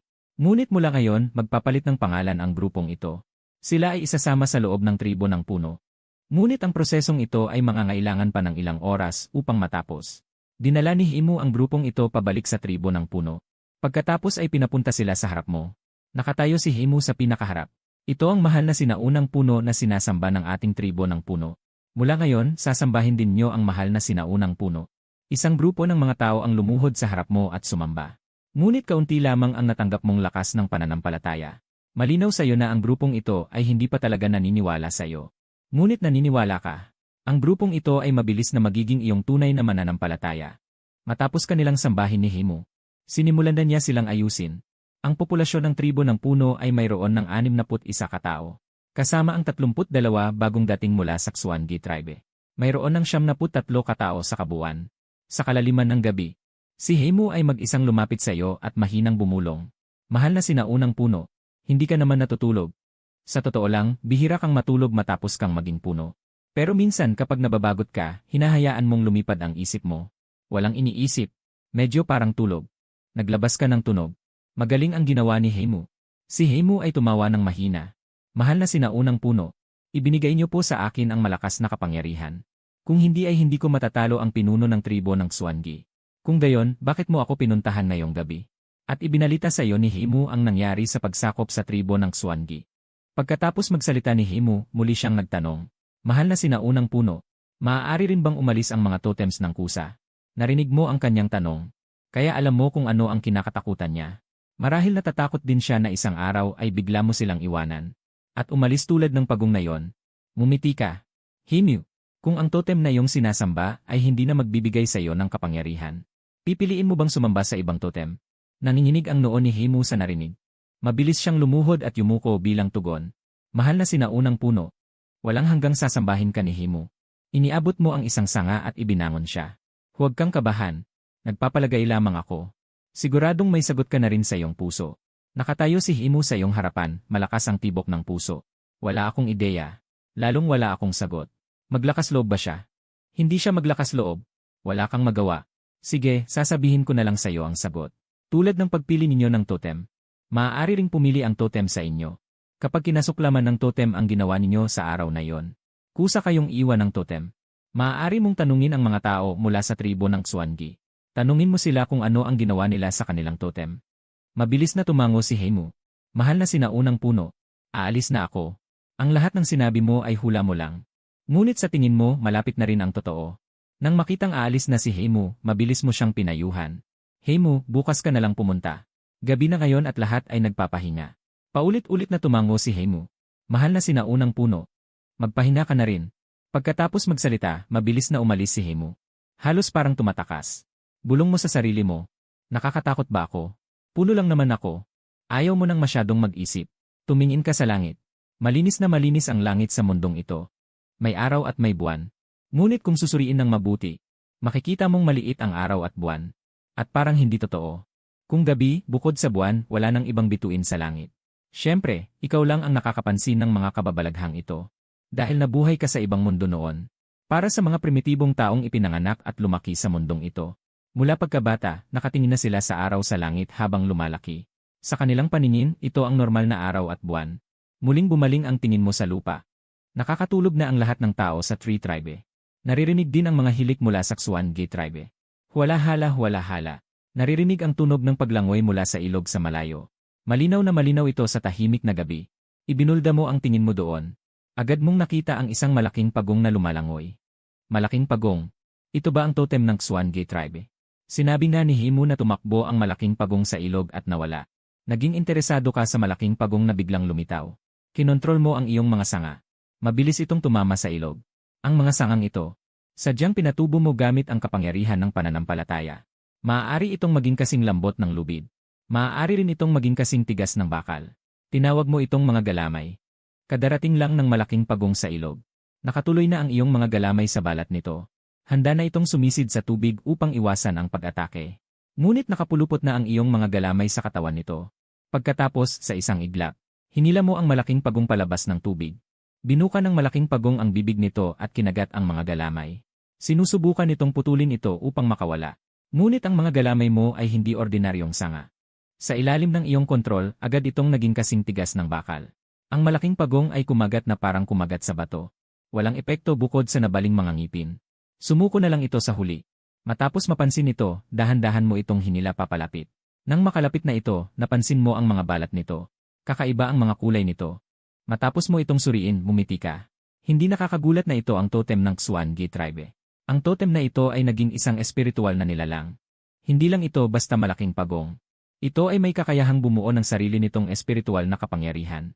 Kaya nitong magkaroon ng sarili nitong enerhiya na nagpapahintulot na makalangoy sa ilalim ng tubig. Ang Xuan-Gay Tribe ay mayroon ding sarili nitong pamamaraan ng paglilinang.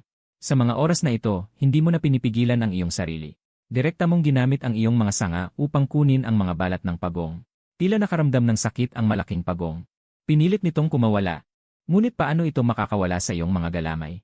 Hindi ito nakakagalaw kaya napilitan itong tanggapin ang iyong ginagawa. Kumuha ka ng malaking piraso ng balat ng pagong. Kakaiba ang material na ito. Mukha itong bato at hindi mo pa nakikita dati. Maaari itong gamitin upang gumawa ng mga kagamitan. Pagkatapos nito, binalik mo ang malaking pagong sa ilog. Ngayon ay gabi na. Hindi ka na nag-isip pa. Bumalik ka sa tahimik na gabi at nagsimulang maglinang. Naglagay ka ng bagong dahon sa iyong ulo. Sa mga oras na ito, ang dahon ay may 2 puting linya na kumakatawan sa 2 piraso ng balat ng pagong na iyong nakuha. Ang 2 piraso ng balat ng pagong ay naglalaman ng kakaibang enerhiya. Maaari nilang dagdagan ang iyong karanasan sa paglilinang. Kaya't sa mga oras na ito, ginagamit mo ang mga ito upang dagdagan ang iyong karanasan. 1 buwan ang lumipas. Sa mga oras na ito, pakiramdam mo ay parang lumaki ka na naman. Ngunit hindi gaanong marami, mga 10 sentimetro lamang. Tungkol sa 2 piraso ng balat ng pagong, naubos na rin ang enerhiya nito. Sa mga oras na ito, mayroon kang bagong ideya. Kung makakakuha ka ng maraming balat ng pagong, mas mabilis kang lalaki. At mas mabilis kang makakabuo ng bulaklak. Gusto mong subukan muli, ngunit napansin mo na wala na ang malaking pagong. Malamang ay natakot ito at umalis. Hindi mo na ito nakita muli. Hindi ka na nag-isip pa. Nagpatuloy ka sa paglilinang. Sa mga oras na ito, tumaas ang iyong karanasan sa paglilinang. Kaya't sa mga oras na ito, ginagamit mo ang mga ito upang dagdagan ang iyong karanasan. 1 buwan pa ang lumipas. Sa mga oras na ito, ang iyong mga dahon ay mayroon ng 3 puting linya. Ang ibig sabihin ay lumaki ka na ng 3 beses. Hindi ka pa rin nasisiyahan. Nagpatuloy ka sa paglilinang. CJ, pwede na kitang pakawalan. Pero kumalma ka muna. May gusto akong itanong sa'yo. Iparating mo ang mensaheng ito. At muling naputol ang koneksyon. Pagkaraan ng ilang sandali. Sa wakas ay nakita mo ang malaking pagong na inilabas ang ulo mula sa talukap nito. Lumingalinga ito sa paligid. At dali-dali itong umurong ng kaunti. Sa tingin mo ay kumalma na ito. Kaya muling kumonekta. Dati mong binyayaan ang mga tao ng Xuan-Gay Tribe. Inilabas ng malaking pagong ang ulo nito at tumango. Ngunit mahal na puno. Pinilit lang nila ako. Hindi ko ito kagustuhan. Mapipilit ka pa ng mga primitibong taong ito na biyayaan sila. Huwag mo akong lokohin. Agad na umiyak ang malaking pagong at nagreklamo. Panginoon ko, isa lang akong ordinaryong munting pagong. Wala akong ganoong kapangyarihan tulad mo. Ako ay dati isang ordinaryong pagong na nakatira sa isang malaking ilog. Isang araw, bigla akong hinuli ng grupong iyon at dinala sa pampang. Pinilit akong maging totem nila. Sa simula ay hindi ako pumayag. Naghahanap ng pagkakataong tumakas. Pero natuklasan nila ako at hinuli muli. Pagkatapos ay bantaan nila ako. Kung tatakas ako ulit at mahuli, lulutuin nila ako at kakainin. Bantaan ako ng grupong iyon. Kaya napilitan akong maging totem nila. Ang mga primitibong taong ito ay ganoon kabangis. Habang nakikinig ka sa pag-iyak ng mistikong pagong, may isip mo ang hirap na pinagdaanan nito. Mas mabuti pa ang mga tao sa Tree Tribe. Hindi bababa sa hindi nila ito pinilit. Bigla mong naalala ang eksena noong dumating ang grupong ito dito. Bagaman humingi sila ng iyong proteksyon, pero kung hindi ka pumayag, baka magkaroon ka rin ng parehong kapalaran tulad ng mistikong pagong. Dahil ang malaking pagong ay mayroon pang mga binti upang tumakbo. Ikaw, isang puno, ay walang mga paa. Hindi ka makakatakbo kahit gustuhin mo. Bigla kang nagkaroon ng pakiramdam ng panganib. Hindi ito maaaring magpatuloy ng ganito. Bagaman iginagalang ka ngayon ng tribo ng puno, maaaring isang araw ay hindi na sila maniwala sa iyo. Hindi mo pwedeng itali ang iyong kaligtasan sa iba. Kailangan mong lumakas. Nagsasalita pa rin ang malaking pagong. Naging totem nila ako. Ang tanging benepisyo na nakuha ko ay hindi ko na kailangang manghuli ng pagkain. Araw-araw dinadala nila ako ng pagkain. Bahagya kang tumango. Ito ay halos katulad ng pag-aalay ng tribo ng puno sa iyo. Kalaunan, isang araw muli akong hinanap ng mga taong iyon para humingi ng basbas. Pero saan ko naman matututunan ang mga iyon? Narito ang pinakamahalagang bagay para sa iyo. Ang hinahanap mong pagong na ito. Ang totoo ay tungkol dito ang nais mong itanong. Kalaunan, sa kawalan ng pagpipilian, napilitan akong pigain ang ilang patak ng dugo para sa kanila. Pero hindi ko inaasahan na epektibo nga ito. Ang mga taong uminom ng aking dugo ay lumakas ang katawan. At hindi madaling masugatan. Ito ang buong proseso ng pagbabasbas ko sa kanila. Kaya pala, uminom sila ng dugo ng pagong na ito. Kung tutuusin, ang talulot na ibinigay mo kay Hemu ay may tuturing ding bahagi ng iyong katawan. Ang mga tao sa tribo ng puno ay halos katumbas din ng pagkain ng iyong laman at dugo. Nagpakilabot ito sa iyo. Lalo pang dumami ang iyong agam-agam. Muli kang nagtanong. Kung gayon, noong ikaw ay isang totem, naramdaman mo ba na may nadagdag sa loob ng iyong katawan? Tumango ang malaking pagong. Naramdaman ko nga noon na may nadagdag sa loob ng aking katawan. Mayroon pa rin sa mga yon sa loob ko ngayon. Alam niyo po ba kung ano yon, mahal na Ginoo? Tinatawag ko itong kapangyarihan ng pananampalataya. Ito ay isang uri ng kapangyarihan na nabuo sa loob namin. Matapos sambahin ng mga primitibong tao ang totem. Kapangyarihan ng pananampalataya. Iyan ba ang pangalan ng kapangyarihang iyon? Napakagaling niyo po talaga, mahal na Ginoo. Alam niyo pa pati ang ganoong bagay. Bahagya kang napangiti. Alam din palang manuyo ng pagong na ito. Marahil ay gusto nitong palayain mo ito. CJ, halos tapos na ang mga tanong ko. Saan ka pupunta ngayon? Sabi ng malaking pagong. Maghahanap ng lugar para manirahan. Mumiti ka. Paano kung sumama ka sa akin? Kung lilipat ka sa ibang lugar, baka mahuli ka ulit. Iniisip mo na hindi pa lumalaki ang iyong lakas. Kailangan mong kumuha ng ilang bodyguard. Dati, kinuha mo na ang bubuyog bilang iyong alagad. Subukan mo pa ang isang pagong. Nagtanong ang malaking pagong ng nag-aalinlangan. Mahal na puno, maaari ba akong tumanggi? Sa simula, nakikipag-usap ka lang sa pagong na ito. Kinumbinsi mo siya na sumama sa'yo. Pero parang may mali siyang pagkakaintindi. Huwag kang mag-alala, papakawalan kita. Tumingin ang malaking pagong sa mga baging na nakatali pa rin sa kanya at agad na tumango. Papakawalan talaga kita. Bakit hindi ka naniniwala? Bulong ng malaking pagong sa kanyang puso. May problema kung maniniwala ako sa'yo. Binalik mo ang malaking pagong sa ilog. Nangako itong sa malapit lang ito gagala. At bibigyan ka nito ng isang isda araw-araw. Hindi mo naman siya pinigilan. Mabuti na ring may ginagawa siya. Pagkatapos mong palayain ang malaking pagong, napaisip ka. Tiningnan mo ang tribo ng puno na nakatira sa ilalim mo. Dati, iniisip mo pa rin na ikaw ay tao. May magandang pakiramdam ka sa mga tao sa tribo. Kaya nang humingi ng basbas si Hemu sa'yo. Hindi ka nag-atubiling ibigay ang talulot sa kanya. Ngayon, mula sa naranasan ng malaking pagong, naintindihan mo ang isang bagay. Isang puno ka lang sa mga mata ng mga primitibong taong ito, hindi ba? Kung sakaling lumampas ang lakas ng mga primitibong taong ito sa'yo, maaaring mapanganib sila sa'yo. Ngunit hindi mo naman pwedeng basta na lang pabayaan ang mga primitibong taong ito. Hindi bababasa ang kapangyarihan ng pananampalataya na ibinibigay nila. Talagang makakatulong sa iyong paglaki. Sa hinaharap, kailangan mong maging maingat. Sa iyong relasyon sa mga primitibong taong ito, hindi mo sila pwedeng laging tulungan. Pero hindi mo rin sila pwedeng pabayaan. Kinabukasan, pinuntahan ni Hemu ang mga tao ng tribo ng Swangi. Tinanong niya sila tungkol sa malaking pagong. Narinig mo ang kanilang usapan ng napakalinaw. Ang sinabi ng mga taong iyon, hindi gaanong naiba sa sinabi ng malaking pagong sayo kahapon. Talagang ang hinuli nila ang malaking pagong. At pinilit nila ang malaking pagong na bigyan sila ng dugo para makakuha ng benepisyo. Pagkatapos lumabas ni Himu sa kampo ng tribo ng Xuangi. Napakakomplikado ng kanyang mukha. Muli siyang mag-isa na lumapit sa iyo. Tumingala sa matayog na punong ito sa kanyang harapan. Pagkaraan ng mahabang panahon, dahan-dahan siyang nagsalita. Mahal na punong kahoy. Natanong ko na ang mga tao sa Xuangi tribe. Alam ko na ang ginawa nila sa kanilang totem. Ngunit, nagmatigas ang tingin ni Himu. Hindi gagawin ng Tree Tribe ang ganoong bagay sa mahal na punong kahoy. Tahimik kang nakinig at hindi tumugon sa kanya. Lumuhod si Himu sa'yo. Mahal na punong kahoy. Habang narito ako, si Himu. Wala ni isa ang makakasakit sa mahal na punong kahoy. Matapos magsalita ni Himu, nakatanggap ka ng malaking alon ng kapangyarihan ng pananampalataya. Labis kang nalugod dito. Hindi ba babasa, naramdaman mong tama ang pagbibigay ng talulot kay Himu? Hindi ka magbabago ng plano para sa buong Tree Tribe. Dahil lang kay Himu. Iwinagayway mo ang ilang sanga. Gumawa ng tunog bilang tugon sa sinabi ni Himu. Hindi nagtagal si Himu dito. Siya ang pinuno ng buong Tree Tribe. Marami pa siyang kailangang gawin. Pagsapit ng gabi, lumipad pabalik si Jinfeng na lumabas upang magtanong ng balita. Pumasok si Jinfeng sa mga dahon at natagpuan ang sanga kung saan siya huminto. Boss Bai, nakabalik na ako. Salamat sa iyong pagod. Kumusta ang investigasyon? Nawala ang ngiti ni Jinfeng. Seryoso kong inimbestigahan. Ang tribo na nag-aalaga ng ahas ay tinatawag na Snake Tribe. Ang kanilang sinasamba na totem ay isang malaking ahas. Matagal akong naghanap at sa isang bundok na ilang daang metro ang layo mula sa kanilang tribo. Natagpuan ko ang malaking ahas na yon. Ang ahas na yon ay napakalaki. Halos ganito kalaki. Sabi ni Jinfeng habang lumilipad. Umiikot sa hangin. Ang bilog ay halos 2 metro. Palihim kang napanganga. Kung totoo na ganoon kalaki ang ahas. Hindi na ito dapat tawaging ahas. Mas angkop tawaging. Marahil sa mga ritual ng Snake Tribe, posibleng maging dragon o maging ahas sa anumang araw. Hindi ko lang alam kung may ganoong kondisyon para sa ebolusyon sa mundong ito. Matapos magpakita si Jinfeng, lumapag siya at nagpatuloy sa pagsasalita. Ang tribo ng ahas ay may humigit kumulang 200 tao. Ang mga tao sa tribo ng ahas ay mahusay manghuli. Madalas silang pumupunta sa bundok upang manghuli ng mga hayop. Nag-aalaga rin sila ng mga ahas. Halos bawat isa ay may isa.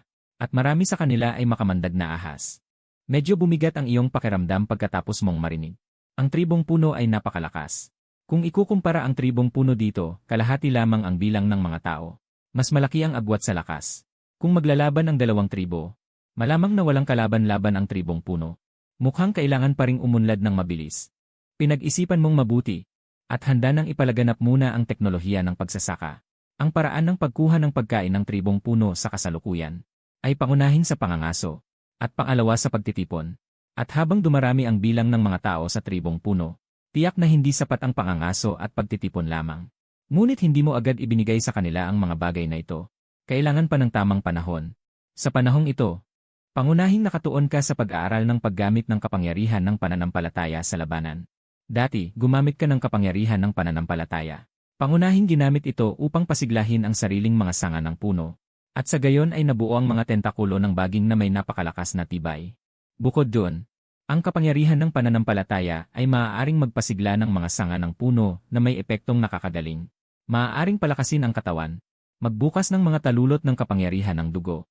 Ngunit ang mga gamit na nabanggit sa itaas ay pangunahing pantulong na function. Walang gaanong kakayahan sa aktual na labanan. Sa kasamaang palad, hanggang ngayon ay wala ka pang napag-aaralan na anumang resulta. Nang dumating ang taglamig, nakaranas ng problema sa pagkain ang tribong puno. Maraming hayop ang nag-hibernate sa taglamig. Kaya't kakaunti na lang ang mga hayop na mahuhuli sa panahong ito. At ang pinakamahalaga ay walang mga prutas at iba pa na maaaring ipita sa taglamig. Ganap na naputol ang pangunahing pinagmumulan ng pagkain ng tribo. Kinailangan ni Himu na dalhin ang kanyang mga tribo sa mas malalayong lugar upang maghanap ng biktima. Hindi mo sila pinansin. At nalaman mo rin na habang dumarating ang taglamig, ang kapangyarihan ng pananampalataya na maaari mong makuha araw-araw ay nadagdagan pa. Pagkatapos obserbahan, nalaman mo na. Ang mga primitibong taong ito ay nagdarasal sa iyo. Umaasang makakuha ng mas maraming biktima. Bawat pagdarasal ay nagpapadala ng kapangyarihan ng pananampalataya sa iyo. Nang humugong ang malamig na hangin, sa wakas ay hindi na nakayanan ng tribong puno.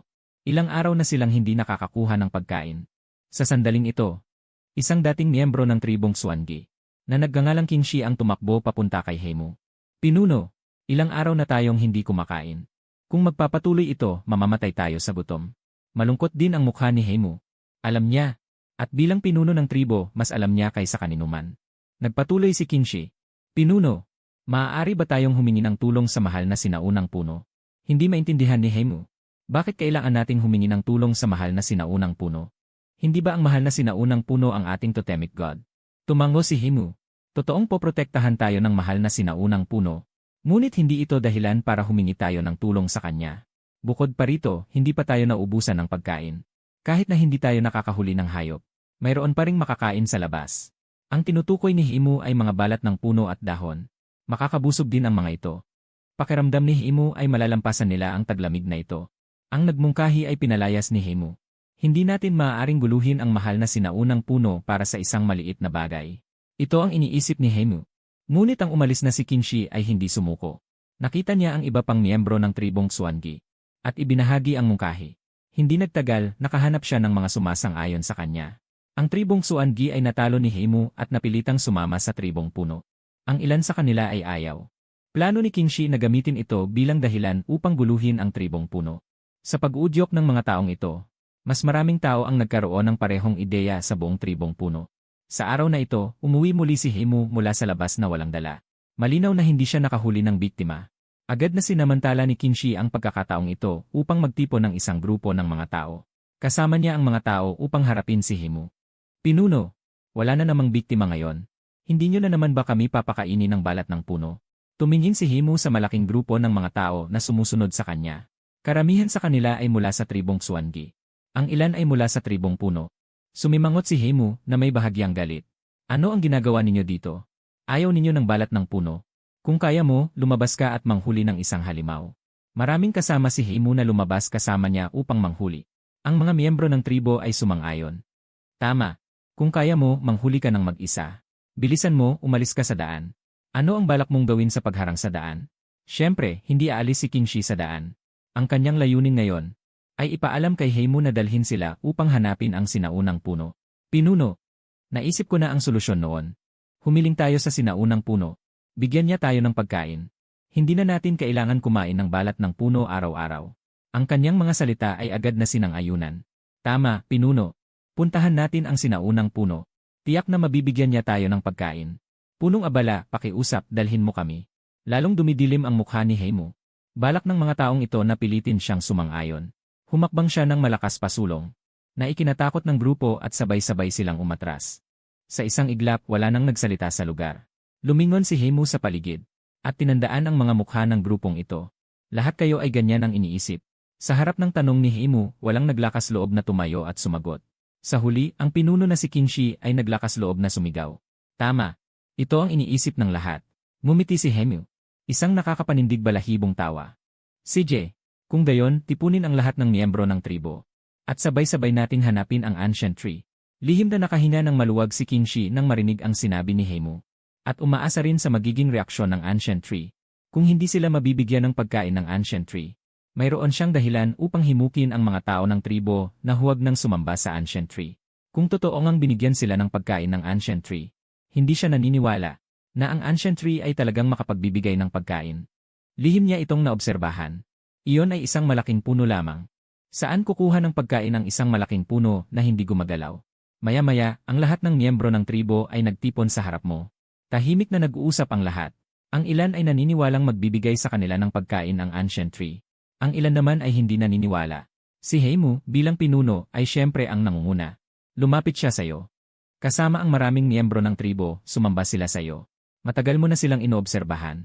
Nakita mo ang lahat simula nang bumalik si Heimu. Ang pananampalataya na natanggap mo sa pagdiriwang na ito ay kapansin-pansing mas kaunti kaysa dati. Malinaw mong alam na may ilang tao sa tribo. Nyanig ang iyong pananampalataya. Ang lahat ng pagbabagong ito. Ang ilan ay nagmula sa panlilinlang ni Kinshi ng Xuangi tribe. Ang ilan ay matapos mawala ng pagkain. Ang panalangin ng ilan ay hindi natugunan.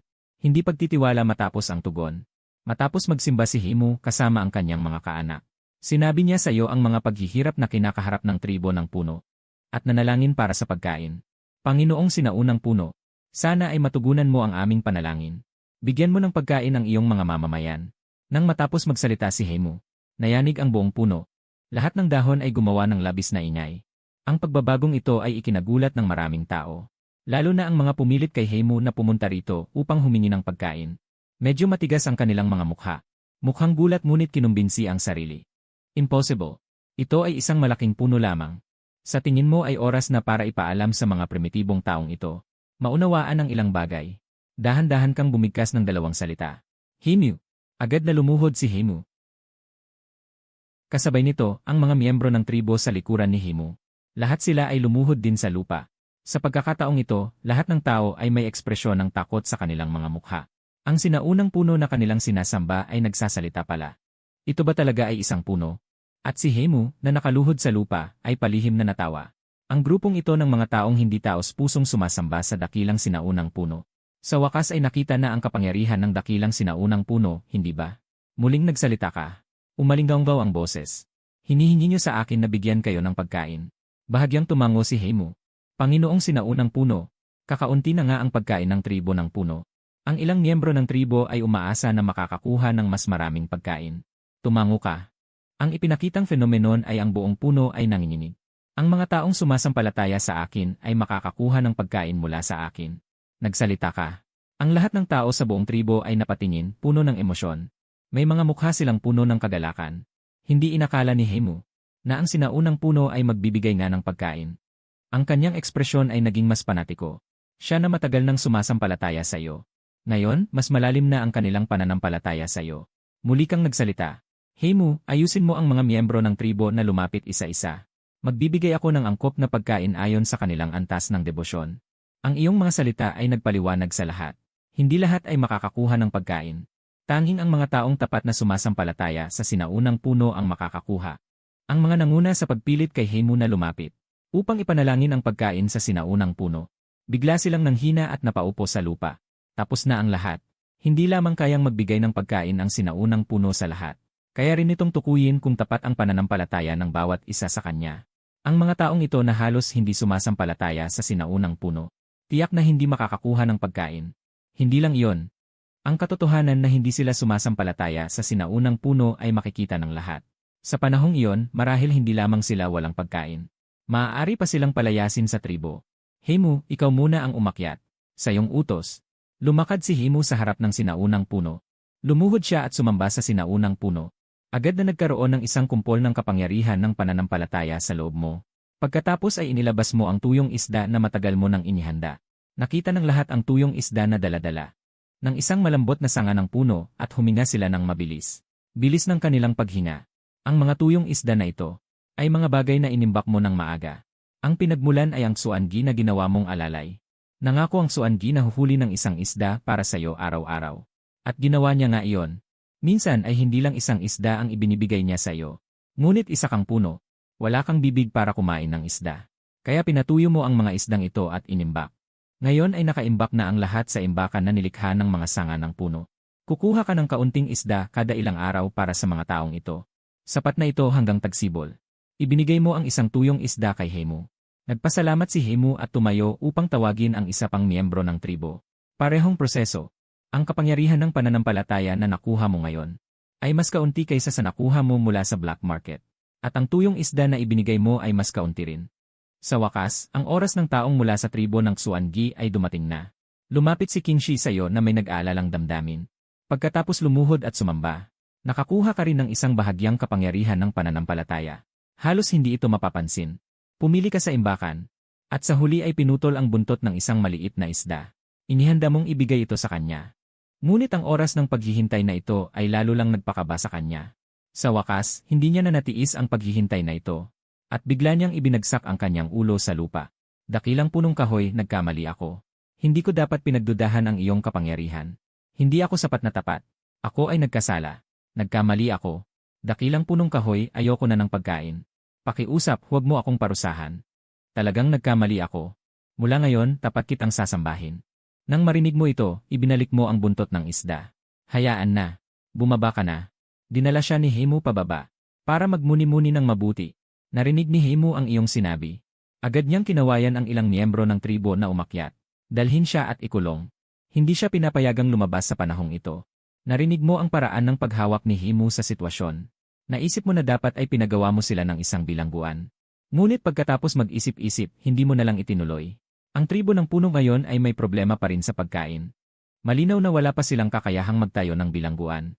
Pagkatapos ipababa ni Himu si Kingshi, ipinagpatuloy niya ang pagpapalapit ng ibang miyembro ng tribo sa iyo upang tumanggap ng ipinagkaloob na pagkain. Di nagtagal, halos lahat ng tao sa buong tribo ay nakakuha ng pagkain. Iilan lamang ang wala. Ang ilang iyon ay ipinadala ni Himu pababa. Ikinulong sa kanilang mga tahanan.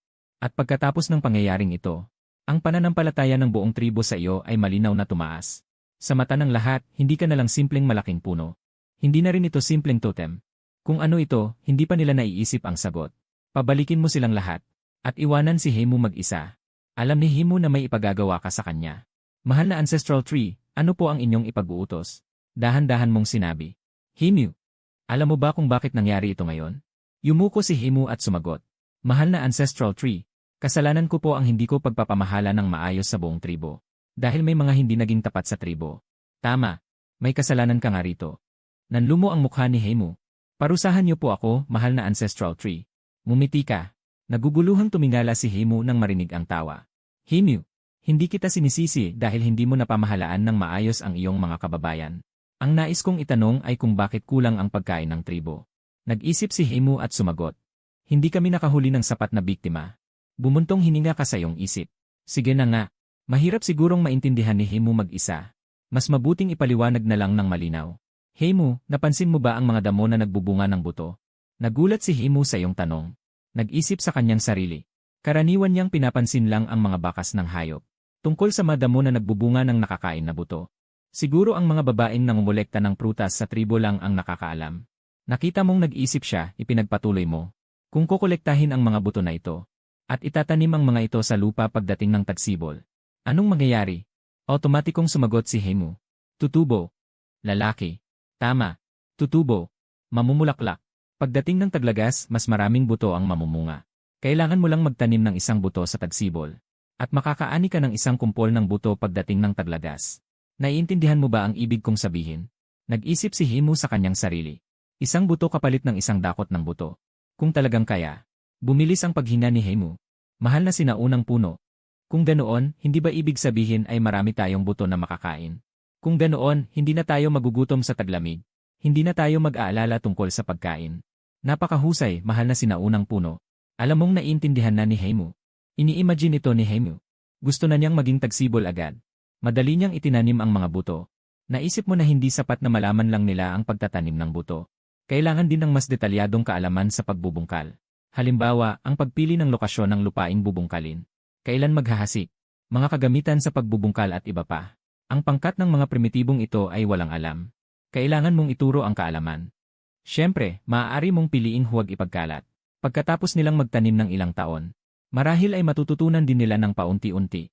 Ngunit sa tingin mo ay masyadong mabagal yon. Agad mong inutusan si Himu. Pumili ka ng ilang tao sa tribo at dalhin sila sa akin. Ituturo ko sa kanila ang kaalaman sa pagbubungkal. Sa gayon, pagdating ng tagsibol, mas mahusay nilang magagawa ang pagbubungkal. Agad na tumango si Himu. Ipinahiwatig na agad siyang pipili ng tao. Ipinahiwatig mong hindi kailangang magmadali. Mayroon pa ring oras bago ang tagsibol. Sapat na ang oras na ito upang maibigay mo ang pangunahing kaalaman sa mga taong ito. Siyempre, kung hindi sila masyadong tanga. Kinabukasan, dinala ni Himu ang 3 tao sa harap mo. Hindi pa matatanda ang 3 ito. 12 o 13 taong gulang pa lamang. Ngunit sa tribo ng puno, sa edad na ito, halos itinuturing ng matanda. Ang mga lalaki ay sasama sa ibang mga miyembro ng tribo upang manghuli. Ang mga babae naman ay halos nasa edad na ng pagpapakasal. Walang magagawa. Hindi talaga mahaba ang average na edad ng mga primitibong tao. Ang 50 taong gulang ay halos itinuturing ng matanda. Ngunit ang pangkat na ito ng tribo ng puno, nakaranas ng iyong pagpapala. Malaki ang pinabuti ng pisikal na kalusugan. Alinsunod dito, mas matagal din silang mabubuhay. Sa 3, 2 babae. 1 lalaki. Hindi pa nakakalapit ang 3. Narinig mo mula sa malayo ang batang lalaki na nagrereklamo kay Himu. Tio Hei, ayaw kong matuto ng pagbubungkal ng lupa. Gusto kong sumama sa inyo para mangaso. Sinampal ni Himu ang likod ng ulo ng bata. Ano ang sinasabi mo? Ito ay personal na itinuro sa inyo ng dakilang sinaunang puno. Isang bihirang pagkakataon. At hindi mo pa pinahahalagahan. Naniniwala ka ba na kung sisigaw ka sa tribo? Siguradong may mag-uunahan agad na pumunta. Nagpahayag ng hinanakit ang bata at gusto pa sanang sumagot. Tumingin at nakita ang nakataas na palad ni Hemu. Kaya't kailangan pa ring sumunod ng masunurin. Ang dalawang babae sa tabi ay bumubulong at nagtatago ng tawa. Dinala ni Hemu ang tatlo sa iyong harapan. Inutusan silang mag-aral ng mabuti at huwag maging tamad. Bumulong ang batang lalaki. Sa harapan ng dakilang sinaunang puno, sino pa ang mangangahas na maging tamad? Tumingin si Hemu sa kanya ng masama. Ano ang sinabi mo? Agad na humarap ang batang lalaki sa iyo ng buong katapatan. Susundan ko talaga ang dakilang sinaunang puno at mag-aaral ng mabuti. Lihim kang napangiti. Hayaan mong ipagkatiwala ni Hemu ang tatlo sa iyo. Ang pangalan ng batang lalaki sa tatlo ay Shanzi. Ang dalawang babae naman ay sina Yuhe at Kingli. Ang tatlo ay sumasamba na sa sinaunang puno mula pagkabata. Lahat sila ay taos-pusong naniniwala sa sinaunang puno. Kahit na gustong mangaso ng batang lalaki, masaya pa rin siya sa kanyang puso na napili siyang maging estudyante ng sinaunang puno. Una, tinanong mo ang tatlo ng ilang katanungan. Nakakakilala pa ang dalawang babae ng ilang buto. Ngunit si Shanzi ay walang alam. Una mo silang tinuruan na pumili ng angkop na buto. Narinig ni Kingli ang iyong sinabi at tila may gustong sabihin. Ngunit naglakas loob pa rin siyang magsalita. Panginoon ng sinaunang puno, naubos na ang lahat ng buto na aming nakolekta. Wala nang buto sa nayon ngayon. Iniunat mo ang isang sanga. Ang mga dahon sa dulo ng sanga ay ginawa mong malaking supot. At ang laman nito ay iba't ibang uri ng buto. Dahil balak mong ituro sa kanila ang kaalaman sa pagsasaka. Paano ka hindi maghahanda ng maaga? Matagal mo nang pinapasok si Jinfeng upang maghanap ng pagkain. At kumuha na rin ng buto ng halaman pabalik. Nakakolekta ng isang buong taglagas. Nakaipon ka ng maraming buto. Ang ilan sa mga ito ay galing pa sa labas ng teritoryo ng tribo ng mga puno. Mayroong napakaraming iba't ibang uri ng mga buto.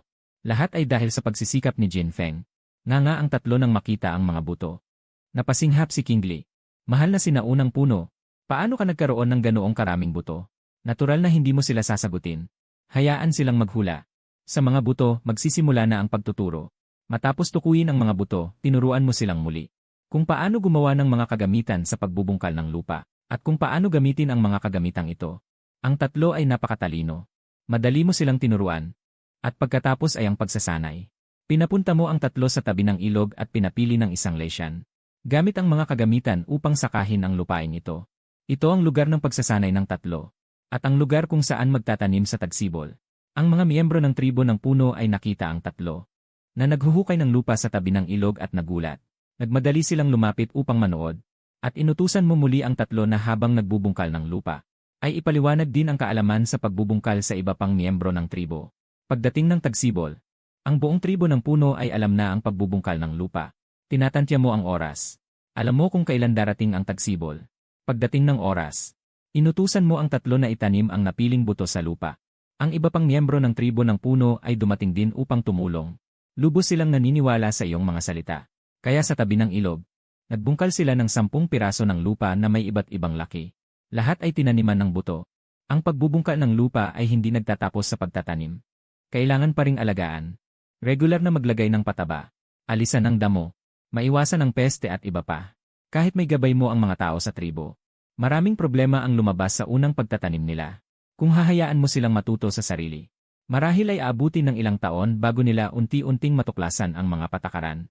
Sa proseso ng pagtuturo, natuklasan mo ang isa pang kakayahan mo. Tumpak mong makikita ang paglago ng mga pananim na ito. Alam mo kung kailan at ano ang dapat gawin. Kahit wala kang aktual na karanasan sa pagbubungkal ng lupa ay makakapagbigay ka pa rin ng gabay sa iba. Lumipas ang kalahating taon.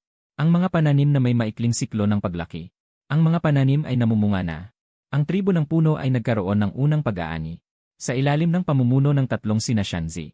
Isang grupo ng mga babae at bata ang magkasama. Kinuha ang mga hinog na pananim. Ito ay isang uri ng pananim na katulad ng trigo. Ngunit ang sukat ng buto nito ay kalahati lamang ng sukat ng trigo. Ngunit kahit na ganoon para sa mga tao ng tribo ng puno, ito ay isang bagong karanasan.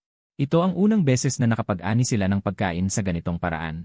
Nakita ni Hemu ang malaking tumpok ng mga nakolektang buto. Napangiti siya. At marami pa ring hindi pa hinog na pananim sa bukid. Naiisip ni Hemu, hanggat patuloy silang nagtatanim at umaani ng buto, makakakuha ang tribo ng walang katapusang pagkain. Hindi na nga nila kailangang manghuli. Tiningnan ni Hemu ang nakangiting si Shanzi at nagtanong, Shanzi, gusto mo pa bang manghuli ngayon? Masayang sumagot si Shanzi. Heyan, ang matandang puno ay napakagaling. Lahat ng ito ay kaloob niya. Si Hemu ay nagpahayag din ng paghanga. Nga, ito ay lahat ng pagpapala ng matandang puno. Ngayong taglamig, hindi na tayo mag-aalala sa gutom. Nagpanukala si Shanzi kay Hemu. Heyan, sa tingin ko, dapat tayong maglinang ng mas maraming lupa para magtanim ng mas maraming buto. Tumango si Hemu. Magaling. Ngunit bago yon, mayroon pa tayong isang mahalagang bagay na gagawin. Maghandog sa dakilang sinaunang puno. Napakamot sa ulo si Shanzi sa pagkadismaya. Tama si Tio Hemu. Dapat tayong maghandog ng sakripisyo sa dakilang sinaunang puno. Biglang sabi ni Shanzi. Tio Hemu. Pakiramdam ko ay hindi angkop ang tawag na dakilang sinaunang puno. Sumimangot si Hemu. Galit na tinitigan siya. Ano ang sinasabi mo, bata ka? Nagmamadaling nagpaliwanag si Shanzi. Tio Hemu, huwag kang magkamali. Ang ibig kong sabihin, ang tawag na dakilang sinaunang puno ay hindi sapat na marangal. Hindi nito lubos na maipakikita ang kadakilaan ng dakilang sinaunang puno. Hindi sapat ang kadakilaan. Naisip ni Hemu. Hindi ba pwedeng tawaging Ancient Tree Lord? Ano pa bang salita ang makakapaglarawan sa kadakilaan ng Ancient Tree? Kung gayon, ano ang iyong ideya? Tiningnan ni Hemu si Shanzi. Kung hindi ka makakapagsalita, tingnan mo kung paano kita bibigyan ng leksyon. Tahimik na ibinaba ni Shanzi ang kanyang leg. Sa itsura ni Hemu, alam niyang galit ito. Ngunit nagsalita pa rin si Shanzi ng may tapang. Kyohei, noong sumusunod ako kay Ancient Tree Lord para matuto. Narinig kong binanggit niya ang isang salita. Sa tingin ko ay akma ito. Anong salita? Diyos. Inulit ni Hemu ang salita. Hindi pa nalikha ng mga primitibong taong ito ang salitang ito. Kaya ginamit mo ang pagbigkas ng iyong katutubong wika. Sa madaling salita, ang pagbigkas ng salitang ito ay kapareho ng salitang Diyos. Tumango si Shanzi. Sinabi ni Ancient Tree Lord na ang Diyos ay sukdulan at pinakadakila. Makapangyarihan sa lahat. Sa tingin ko, si Ancient Tree Lord ay matatawag na Diyos. Agad na tumango si Hemu. Mula ngayon, tawagin ko na si Ancient Tree Lord na Diyos. Nagkasundo ang dalawa. Handa nang ipahayag ang bagay na ito sa buong miyembro ng tribo sa pagdiriwang na ito. Dinala ni Hemu ang kanyang mga tribo upang maghanda para sa ritual. Sa pagkakataong ito, naghanda siyang mag-alay sa iyo ng masaganang handog. Kaya't dinala muna niya ang kanyang mga tribo upang mangaso ng isang ligaw na baboy. Pagkatapos nilang dalhin ito pabalik, inutusan muli ni Hemu ang mga tao na kumuha ng bagong ani. Ilalabas ang ilan upang ihandog sa iyo. Handa na ang lahat. Dinala ni Hemu ang lahat ng miyembro ng tribo sa iyong harapan. Naglagay sila ng masaganang handog sa harap ng puno. Ang mga tao sa tribo ng puno ay hindi kukunin ang mga handog pagkatapos ng ritual. Sa pagkakataong ito, direkta nang inilagay ni Hemu ang isang buong hayop sa iyong harapan. Makikita kung gaano niya pinahahalagahan ang ritual na ito. Dinala ni Hemu ang kanyang mga tribo upang sambahin ka. Pagkatapos ng masaganang ani, alam ng mga tao sa tribo ng puno na ikaw ang nagturo sa kanila ng lahat ng ito. Wala nang sinuman sa buong tribo ang may masamang hangarin sa iyo. Halos lahat ay naging iyong tapat na mananampalataya. Sa isang pagsamba lamang, nakakuha ka ng kapangyarihan ng pananampalataya na dating nakukuha lamang sa ilang beses na pagsamba. Ang kapangyarihan ng pananampalataya na matatanggap lamang. Isang malaking agos ng kapangyarihan ng pananampalataya ang dumaloy. Nagdulot sa iyo ng matinding kaginhawaan. Matapos ang ritual, inihayag ni Hemu sa mga miyembro ng tribo. Mula ngayon, tatawagin nila ang dakilang punong kahoy bilang Diyos. Ang tanging Diyos ng tribong punong kahoy. Nagulat ka sa iyong narinig. Narinig ang pamilyar na salita. Agad mong nahulaan na ang bagay na ito ay may kinalaman kay Shanzi. Sa katunayan, matagal nang gustong tawagin ka ni Shanzi sa ganoong paraan. Ngunit pinigilan mo siya noon. Pakiramdam mo, hindi ka pa talaga maituturing na Diyos. Ngunit sa pagkakataong ito, si Hemu ang nanguna. Alam mong mahirap nang pigilan. Kahit pilitin pa ang mga taong ito na huwag tawagin ang pangalang iyon. Baka isipin na naman ng grupong ito ang iba pang mga tawag. Naisip mo ito at pinayagan na lang. Pero ang tawaging Diyos lang ay hindi maganda pakinggan. Nagsalita ka. Kung ganoon, tatawagin niyo akong Diyos ng puno. Nang marinig ng lahat na nagsalita at pumayag ang matandang puno, lahat ay natuwa. Agad namang sumigaw si Hemu kasama ang lahat ng miyembro ng tribo. Mahal na Diyos ng puno. Mula ngayon, mayroon ka ng isa pang pangalan. Matapos makuha ang teknolohiya sa pagtatanim, hindi na kailangang mag-alala ang tribo ng puno tungkol sa kakulangan ng pagkain. Pagkatapos, ginamit mo rin ang iyong kakayahan para tulungan silang magtanim ng mas mabungang pananim. Sa tulong ng kapangyarihan ng pananampalataya, ilang taon mong ginugol sa pagpili at pagpapalaki ng mga pananim na mabilis lumaki at marami ang ani. Ang tribo ng puno ngayon ay hindi na umaasa sa pangangaso para mabuhay. Sa halip, agrikultura na ang kanilang pangunahing kabuhayan. Bukod dito, pinahuli mo rin sila ng mga ligaw na hayop upang paamuin. Sinusubukan mong paamuin ang mga ito bilang alagang hayop.